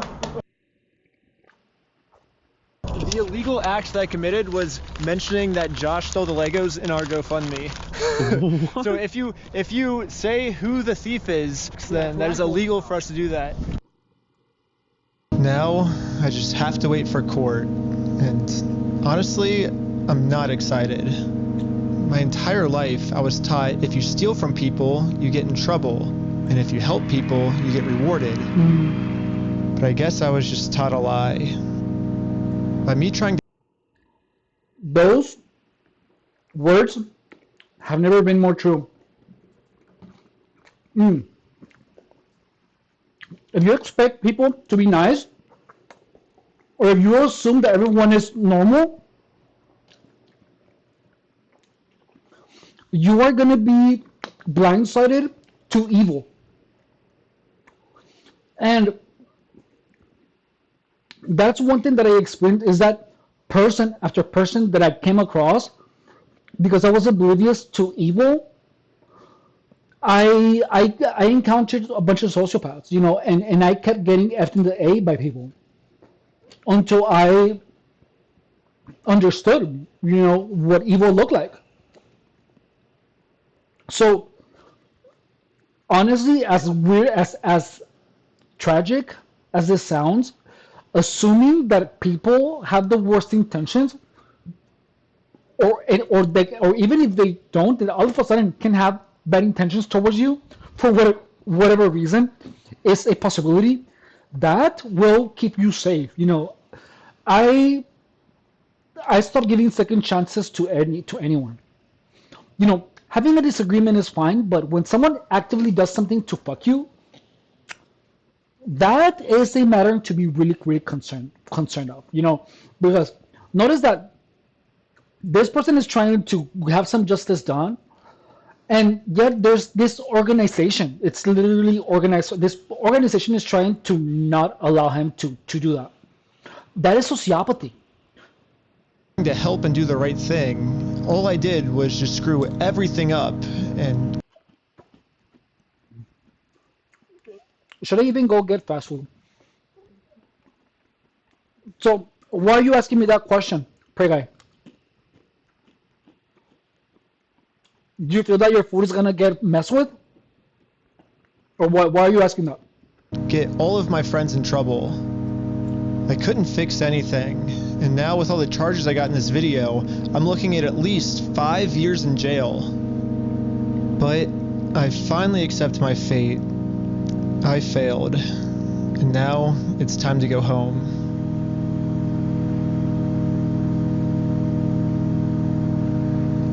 But before I made it home, one of my roommates called me saying that a police officer just showed up to our house. So it rings the doorbell. I'm gonna tell you something.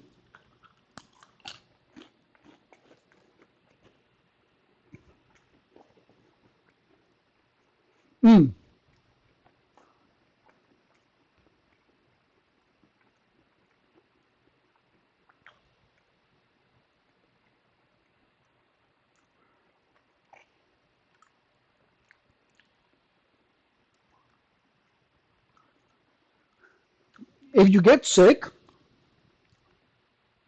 from eating something, it's highly likely it has nothing to do with organized harassment. But the possibility will always be there. So just be very mindful of where you go. Like if you're gonna go in person, just pay attention to the demeanor of people. So when you order anywhere, when any business does you wrong, always report it and always make it public. Because that is your paper trail. That is how you get your justice. Honestly, I have gone to places where I have gone to places to get food where a harasser was a cook, and the worst thing that I got done at a fast food place is someone not giving me the sheet of seaweed on a freaking sushi roll. That was the worst thing that happened. You know, at a sushi place, the sushi chef didn't give me the fucking nigiri. Not the nigiri, but the seaweed. That was the worst thing that happened. The thing about food is that so it's really unlikely to happen. It's highly unlikely that someone is gonna mess with your food at a fast food restaurant.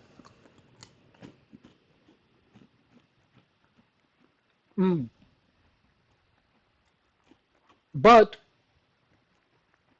I recommend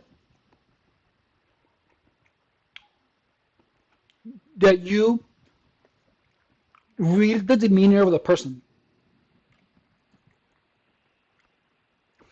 If you're getting gang stalked, always make sure if you pay in cash, look at the receipt. Always ask for the receipt and count your change, because gang stalkers are gonna try to try to shortchange you. Just know that, like, if you're a victim of gang stalking, you can never assume that that someone is gonna give you the right change. Always count the change, dude. Like, but just know that believing that people can everyone is gonna mess with your food, it's not that you're being paranoid. It just comes with the territory of gang stalking, but it's highly unlikely. It's highly unlikely. I never got poisoned. I got poisoned once, but it was at someone's house. And, Twice, actually. It's like, Twice. Mr. Snyder here. I was like, why? I was like, can I deliver a message for you? He's like, how could you deliver a message? He said it just like that. He was like, just tell him he has a warrant for his arrest. I was poisoned by two people in drinks. Someone, I don't know what they put in the drinks, but they just said awful. So I knew there was some type of chemical. But yeah. Like, he thought he was in an action movie type walk off, and that was his like end screen line. If I had to guess, I'd say that Bricks and Minifigs has seen that I am a free man, and they can't have me actively working on my lawsuit against them. And considering how many lies Bricks and Minifigs has made about me in this video... Hey, fuck you, man. You stole them, bitch. I stole the Legos? American Park Police Department, make yourself known. Included in the warrant are Legos. I can only imagine of what I'm being accused of doing now. So immediately, I called the Utah Police Department to see what my warrant was for. Someone showed up at my house today saying that there was a warrant out for my arrest. If that warrant says a no bail, those are the ones that are more serious. The only thing the police department could tell me is that I do have a warrant, but this time the judge approved it that I will have no bail. And I am now a physical threat to Josh, the person the police are protecting. So basically, at any moment now, I could be arrested without bail for some mystery crime. There really is only one thing that I can do now. Well, I'm in Mexico now, and the American police have no authority here. What's going on? What the heck is that thing? Can you let us on that? So look at him. Look at how amazing this dude is. I realized what I had to do. Bricks and Minifigs thinks they can just bully anyone who tries to stop them in committing their crimes. So that's pretty much gang stalking. It's a bunch of people bullying someone because they are so many of them that they feel invincible. And what's the only way to stop a bully? To stand up to them. Yeah. If me posting this picture online once got the city this upset where they had to arrest me, just think about how upset they'd be if thousands of people started wearing it. Which is why the picture that got me arrested, I'm putting that picture on a shirt. And you can buy this merch at WeStealFromOldPeople.com. So go right now. It's gonna be sick. And yeah, all of the law enforcement that's protecting Bricks and Minifigs is gonna be pissed. But there's nothing they can do because I'm in Mexico. Anyways, part 3 is now live on my Patreon at patreon.com/RecklessBen. Also on Patreon, you'll find tons of behind-the-scenes content, plus the movie I made that all the streaming services rejected once they saw how gnarly it was. And all of the money I make goes directly towards trying to fight Bricks and Minifigs so they stop doing bad things to people. Also, make sure to donate to the GoFundMe we set up for Brian. I'm not really sure if I'm allowed to promote this. JDO says, gang stalking is very real. Yeah, it is. It absolutely is. I got arrested just for creating this thing, but I'm gonna do it anyways. Everyone donate to this GoFundMe. I'm in Mexico now. The police can't do anything to me here. Imagine being able to build... Okay, so I never said gang stalking wasn't real. Like that was the whole purpose of this channel initially. So I'm gonna like... Oh, dude, the views on that video is they're skyrocketing like hard, dude. Hard. 2 days ago it was like 500,000, dude. It's at 2 million now. This is really insane. Okay, so we're gonna watch this, and I'm gonna log off. I'm gonna stop the live streaming a little bit. And then I'm gonna clean and stuff, and then we're gonna have a little workout. So I want to talk to you guys about how it takes forever to get your drive back. You know what I mean? Like definitely appears like Ben is dealing with the no, for real. This is so insane, guys. So that's the one thing about it's organized harassment. You know what I mean? It's not gang stalking in the psychological aspect of gang stalking, but it is organized harassment.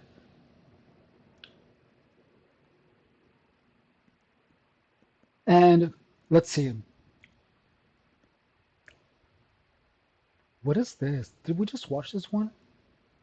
Yeah, WeStealFromOldPeople.com. We're actually at We Steal From Old People's headquarters right now. Well, Bricks and Minifigs officially responded to my Lego video we made about them, and I haven't read it yet, but someone just sent it to me, so I was like, well, let's make a video about this. This is not Lego video part 2. Part 2 is still on my Patreon if you want to check it out. Patreon.com/recklessben. This is just our response to Bricks and Minifigs' response. Okay, should we pull it up? Actually, wait, before we start the video, we gotta talk about our sponsors. This video is sponsored by We Steal From Old People, and you can visit us at www.westealfromoldpeople.com. We're actually at We Steal From Old People's headquarters right now. This is our office, and we've been taking phone calls all day. Give us a call. We would love to steal from old people for you, if you want. Yeah. Well, we can't take credit for our business model. We're literally just stealing from Bricks and Minifigs. They're the ones that thought of this genius business model, so they get all the credit for this. They posted this on their website. Let's see what they said. Over the past several months, many in our community have seen posts and videos regarding a dispute involving the former Bricks and Minifigs location in Salem, Oregon. We understand the frustration and passion behind these discussions. Do they understand? I don't think they fully understand. Because when I went to ask him about this was his response. What's going on? So you guys are holding some of our Legos? No, we're not. You're not? No. Bricks and Minifigs is built on a community of collectors and families. So, notice how the CEO is so comfortable saying that they're lying, even when they have evidence, they have contracts, they have pictures, they have geolocation. That is sociopathy. That's sociopathy. Hang on. There you go. That's sociopathy in the wild. So there is someone who wants your way, even when they know they're wrong, and they're willing to do everything and tell you that you're lying, that you're wrong, regardless of what it is, because their ego doesn't allow them to see beyond their own volition. And so notice that the sociopath CEO literally has conjured a gang of people to make sure that he wins, and he's doing everything possible. So imagine the only reason that he can be that he knows the truth is because he has a whole team of people confirming the perception of the truth. But in gang stalking, if a person is by themselves, and all your friends turn against you, and all of your friends are telling, and all the people that are supposed to be your friends are telling you, you're crazy, you're crazy, you're crazy, you're crazy. You're seeing things, and these people surround you. You're gonna start believing the reality. But he has a strong support group, and that is why it's so important for you to be to not be a lone ranger when you're a victim of gang stalking. Who care deeply about fairness, and you want to make sure to surround yourself with the right people, and you want to talk about what's happening to you with people. Like, just have to tell you that I know it sounds hard when you're deep in it, it's hard to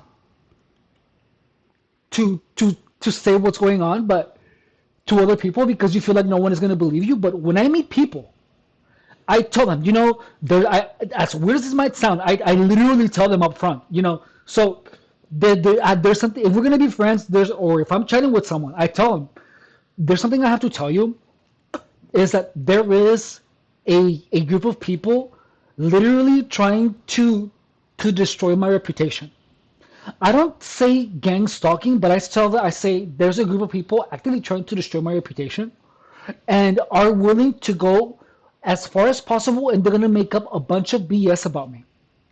Regardless of what it is, they're going to make up things as long as they can turn anyone that could possibly be my friend against me. So just know that if someone comes to you and starts talking a bunch of shizzle to you about me, just know that it's part of it. Just know, and then I tell them, just know that these people are gonna purposely paint me in the worst light possible, and they're gonna do it with so much conviction that they're gonna make it. There's gonna be a lot of them, but just know that I'm telling you that these people have been wanting to destroy me for a lot of years. That's why I'm telling you this. So that's how I meet people now. If I am talking to anyone, I tell them this is something that's going on. So just know that this is something that's going on in my life. So you have to be well aware of it, because if people know that you and I are hanging out, sooner or later this is going to happen. Just know that. And that way you prepare them for what you know is going to happen. Because just know that in gang stalking, that's what you have to do if you're meeting new people. Or if you have friends that you hang out with publicly, you have to tell them this is happening, dude. Because just know that someone is going to try to paint me as like if I'm the worst. And you just have to say that. That is a value we share. Maybe Bricks and Minifigs just shows their care in a completely different way than most people do. And they show that care by stealing from people. To be absolutely clear, Bricks and Minifigs does not condone, tolerate, or participate in the exploitation of anyone, especially older adults or vulnerable members of our community. I fucking love that they just specifically put, especially older adults. Or vulnerable members of her community. Wait, if they're not exploiting anyone, especially older adults, why are they stealing from older adults then? That seems like a weird way to not exploit old adults. Yeah. When a complex business dispute is reduced to edited social media clips, critical facts are often lost. While we will not litigate this online, which they are currently doing, we want to clarify the core situation. So I see what they're saying. That's the one thing that you have to understand. Is that notice that they're saying we're not going to be doing this online, and that's exactly what they're doing. So that is most people are not used to this type of blatant gaslighting. So you're going to have people tell you, like when you meet a sociopath, their actions are gonna say, I hate you. Like for example, they're gonna steal from you, they're gonna mess with you, they're gonna give you advice that is meant to fuck you. But they're gonna tell you, oh, I'm your friend, and let's hang out, and so that is sociopathy. When someone says one thing but is using their words to blind you from seeing the truth. So you don't believe what people say, you believe the actions of people. Even if it's a weird glance, you simply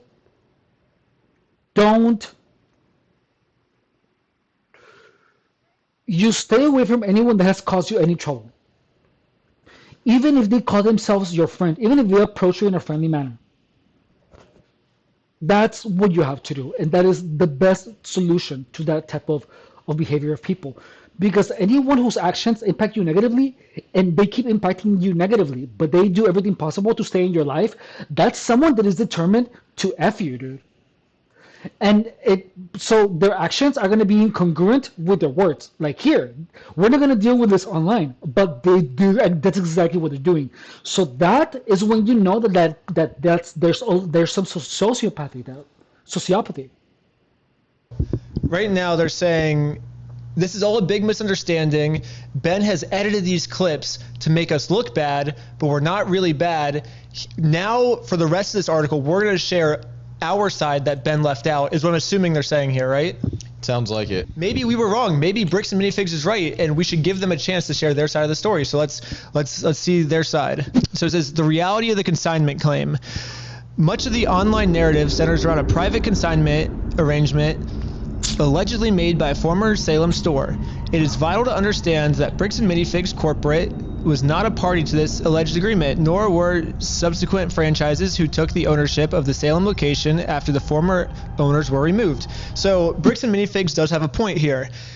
The previous owner, according to Bricks and Minifigs franchise agreement, they're not supposed to do consignments. They're supposed to buy the Legos and then sell them. So I think the old owner broke the rules.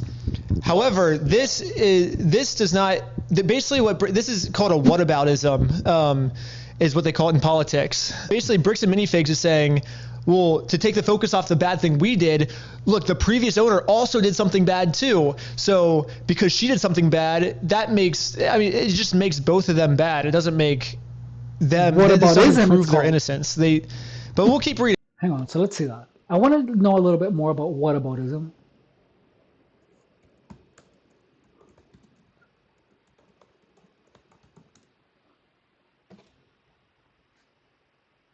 Whataboutism, also known as whataboutery. Whataboutery. It's a rhetorical. It's a rhetorical tactic used to deflect criticism by accusing an opponent of hypocrisy or similar wrongdoing, rather than addressing the original claim. Instead of offering a defense or an explanation, the speaker responds with, "But what about X?" People use it to avoid accountability. It shifts the conversation focus away from the speaker's behavior and onto someone else's, to highlight double standards. It forces the accuser to evaluate their own beliefs or actions are consistent. Why it's considered a logical fallacy. In formal debate, whataboutism is a variation of the tu quoque, Latin for you also. Logical fallacy, pointing out that the accuser is also flawed and does not actually disprove the original accusation or prove that the speaker is right. Both parties could be guilty of the same. For example, your company's environmental record is terrible. Whataboutism. But what about their company? They pollute way more than we do. The speaker avoids defending their own environmental impact by changing the subject to a competitor. That's a great word to have in your repertoire of vocabulary. Reading, maybe. So one of the things that I feel like are super interesting to do is to what's that word? We should probably do like a video about what's it called? About debate tactics. Rhetorical. Learn everything about rhetorical tactics. Especially flawed ones.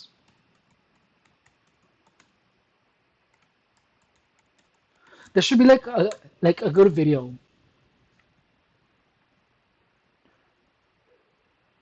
You know what I mean? Like we should have some of that.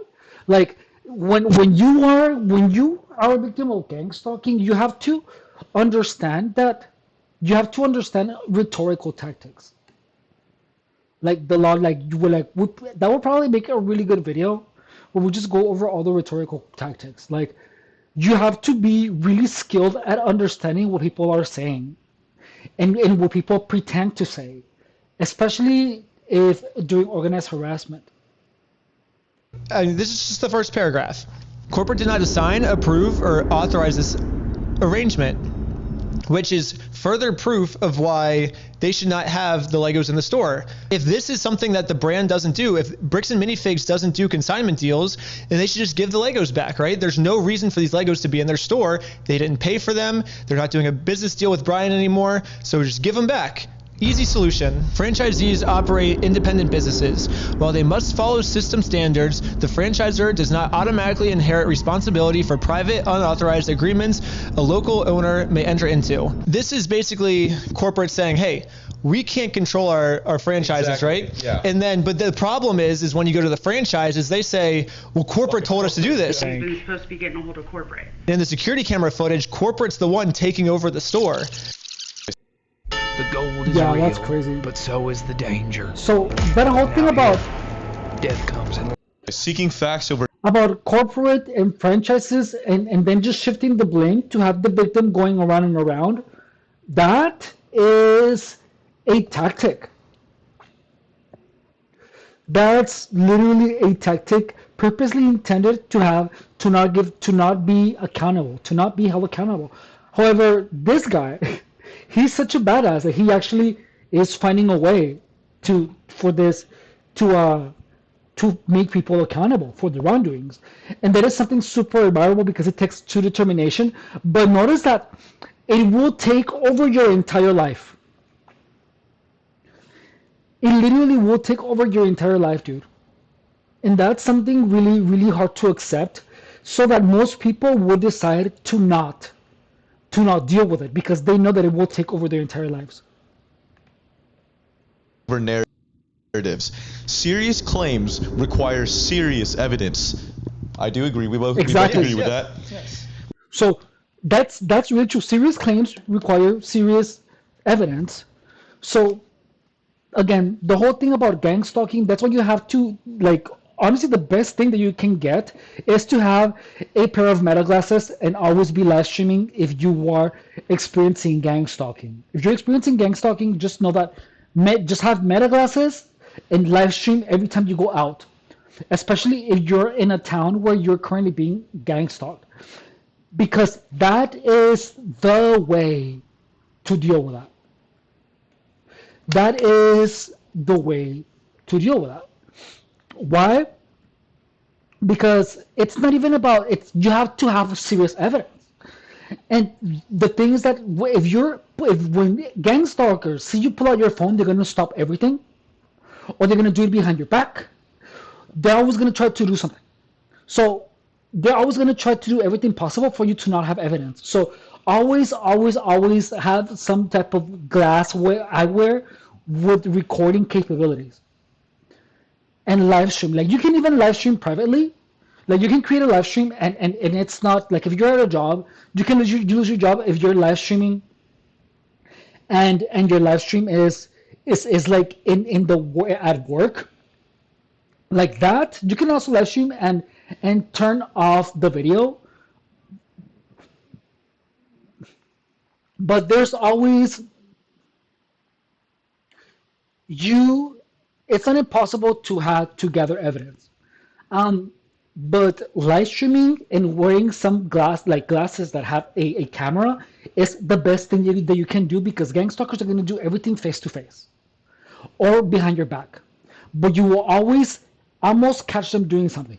Always almost catch them, and you will sometimes catch them actually doing something. We have repeatedly asked for the original documents and undoctored recordings that support these accusations. So isn't that funny? Didn't we try to get the evidence over to you guys? Yeah, did I remember that time when I had all the evidence in my hand and I walked into the store and I just said, hey, here's all the evidence. I'm not judging you. Let's figure this out. And what did they do? Can we have like a clip playing right now? Yeah, let's roll the clip. Well, so here's still all of the Lego sets you guys still have. I don't have anything to do with that, and I don't want that. You can go ahead and leave, and I'm going to ask you one more time. This is the last time. I do not want that. You're not handing me anything. I tried for a long time just to get her to look at this contract. Notice the difference between what they say and what they do. So notice that we actually have some serious evidence. So that's the thing, is that when people say something,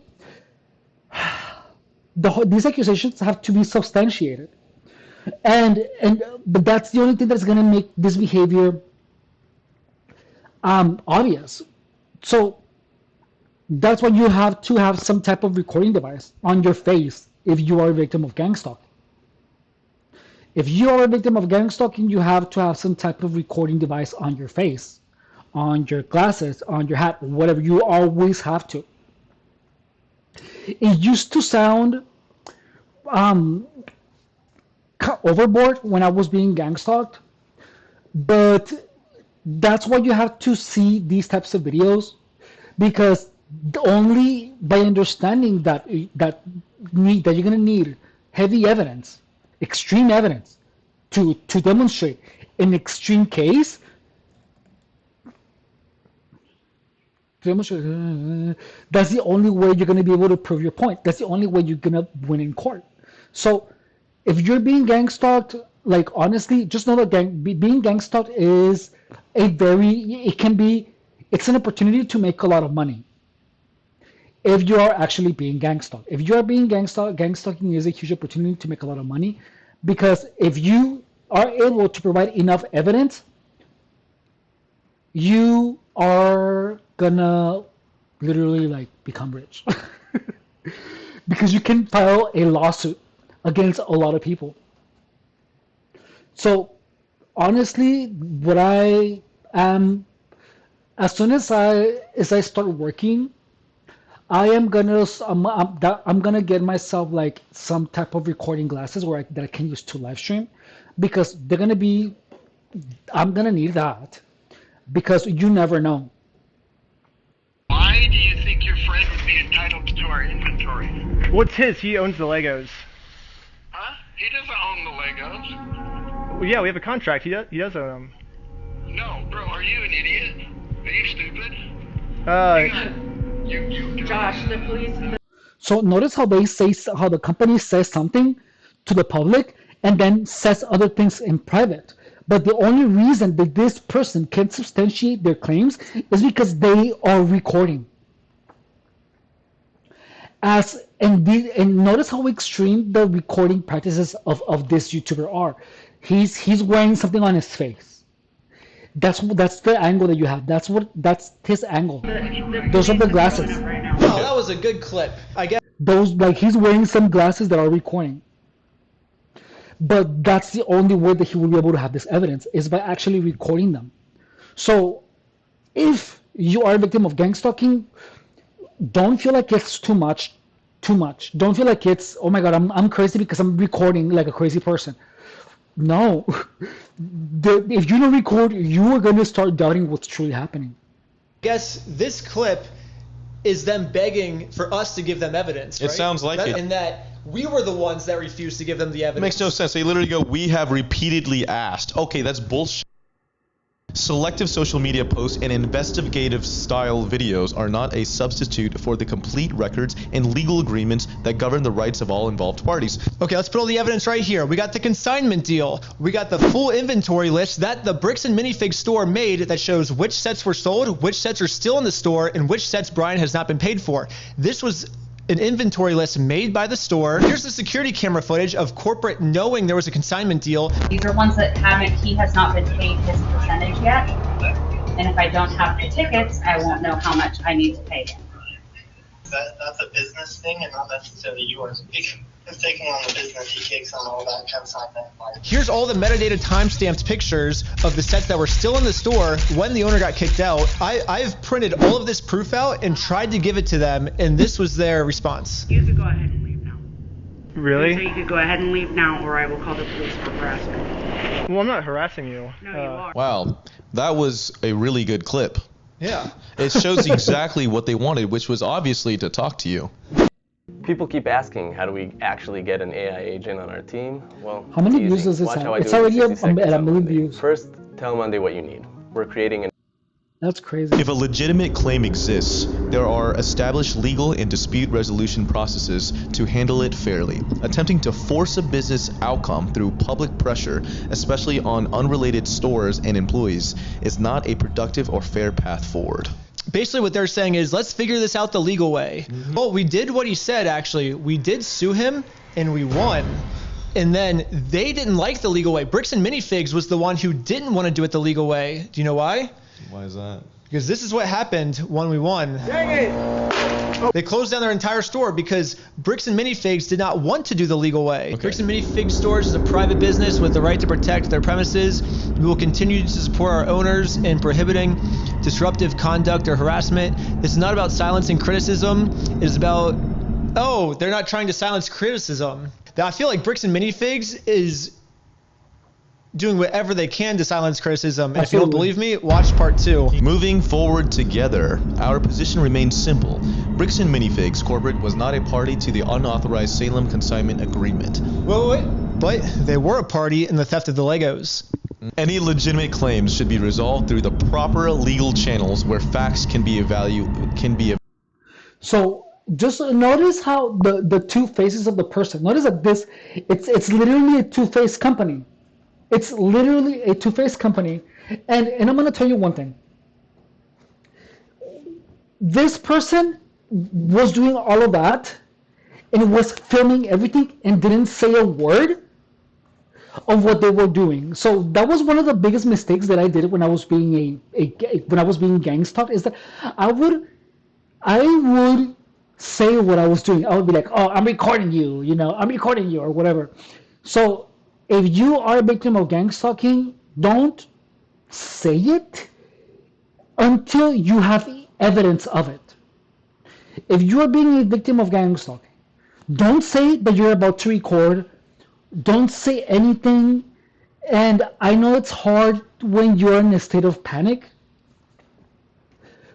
but just stay quiet, do your recording, and then once you gather enough evidence, then you do it, but when gang stalking, honestly, the only way to demonstrate gang stalking is if you have hours and hours and hours and hours and hours and hours of video, and you are able to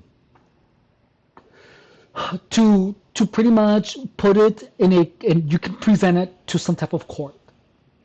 That's the only way that you can prove gang stalking. You know, so if you happen to be in that situation, don't talk, don't engage with anyone who is encouraging you to behave in a manner that can hurt you. For example, imagine this guy trying to be friends with the CEO, like, or even talking too much to the CEO would be, or having a casual conversation would be the worst thing possible, because you don't lay in bed with the enemy. People that have hurt you directly or indirectly, they're your enemies, and you have to understand that enemies exist. Evaluated fairly, and we already did that. Yep. The facts can be evaluated. We put all of the documents on the screen. We ask our fans and creators to consider the human impact of the content they share. Fairness is a two-way street. It requires looking at the full picture and respecting the rights of unrelated small business owners and their staff. I mean, shouldn't they care about people below together. them? This doesn't say how they're moving forward. Moving forward should be, let's give Brian his Legos back, right? Yeah. We love the Lego community and the creativity it fosters. Well, they're making the Lego community look really bad, so until they give Brian his Legos back, they're just going to keep making the Lego community look terrible. We thank those who have waited for the facts before accepting rumors as truth. I think what they're trying to say by this line is that they have the facts and we have the rumors, right? Because we're just trying to promote some narrative when they're the ones that have the facts.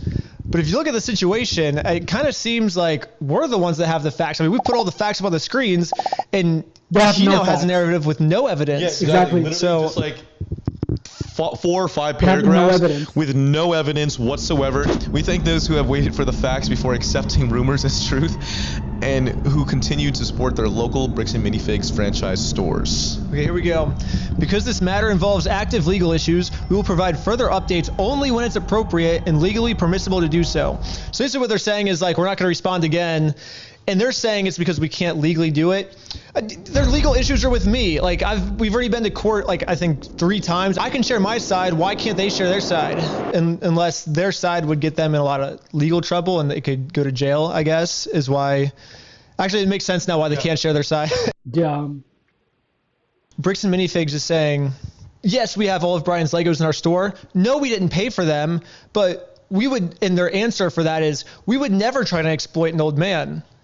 But it seems like that's what they're doing. They're exploiting an old man. So I think a better response would be, explain why do you have these Legos in your store without paying for them? That would be an explanation, right? Like, that would be good. But they won't be able to do that because what they would be doing is they're explaining what stealing is. And that's what Bricks and Minifigs did. And especially not just stealing, but stealing from an old person, which is who Bricks and Minifigs likes to steal from the most.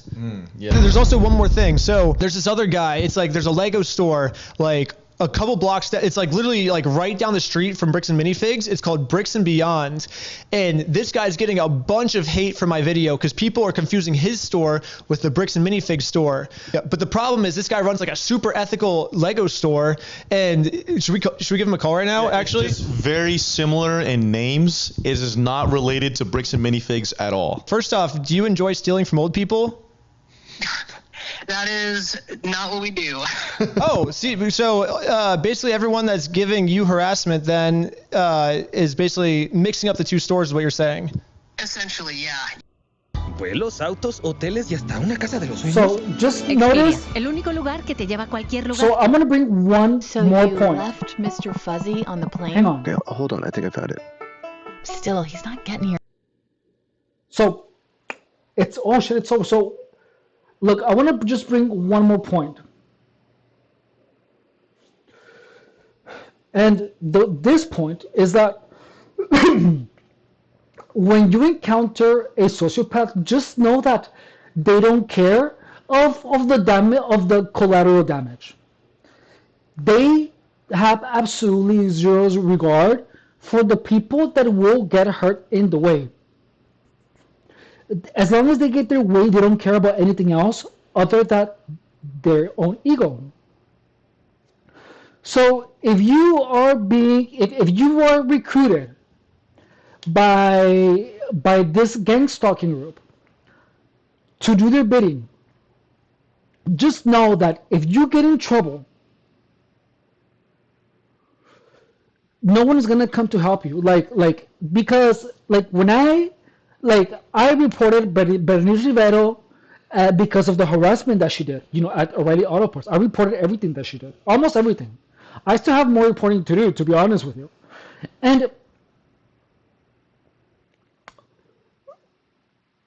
none of the people that encourage her to harass me will come to save her. You know what I mean? Like, they will do their best if they are to cover for her ass if they can. But just know that right now the person that is the engine of this whole situation, notice that he closed the store of a person that worked really hard to get it. That was the first store, and that the CEO also is causing a lot of people sales. The ego of a person is causing a huge loss to a lot of people. And look, this is the thing: is that you as a human being, you should hate sociopaths, and you should pretty much do your best to keep them disconnected from having any type of power. Because things like this is what happens when any type of sociopath gets any type of power. Is that they're gonna get some type of power trip, and they're gonna feel like you owe him, and their actions will impact you negatively, and they will impact other people. So that's why you have to have a huge. You have to be really careful of who you allow to be your friend. If someone tells you that a person has done all these things to them, and you really pay attention to the behavior, and it makes sense if you know the perpetrator, if everything makes sense, and that person is treating you the same way, you stay away from that person. So just know that perpetrators will make everyone else look bad, and they're gonna try to always, and you're gonna kind of hear the truth. You're gonna hear that it's a lie in their voice. Like when someone is lying to you, their voice sounds different than when someone is saying the truth. The tone of voice, pay a lot of attention to the tone of voice of people, because the tone of voice of someone who is lying and someone who is telling the truth, they're very different from each other. They're very different. And just pay a lot of attention to how the actions of people impact you. The hard thing is when the person that is a sociopath has some type of power over you. It's a very powerful client or something like that. Because that is the only reason that you will allow them to get away with things. Because you depend on them to make a living. So honestly, the worst thing that you can do for yourself is depend on anyone to make a living. Like, that's crazy. And it sucks that the people that are part of the franchise have no other option. You know what I mean? But to deal with it. And it sucks that there are what's it called? Collateral damage. It sucks that that's the reality.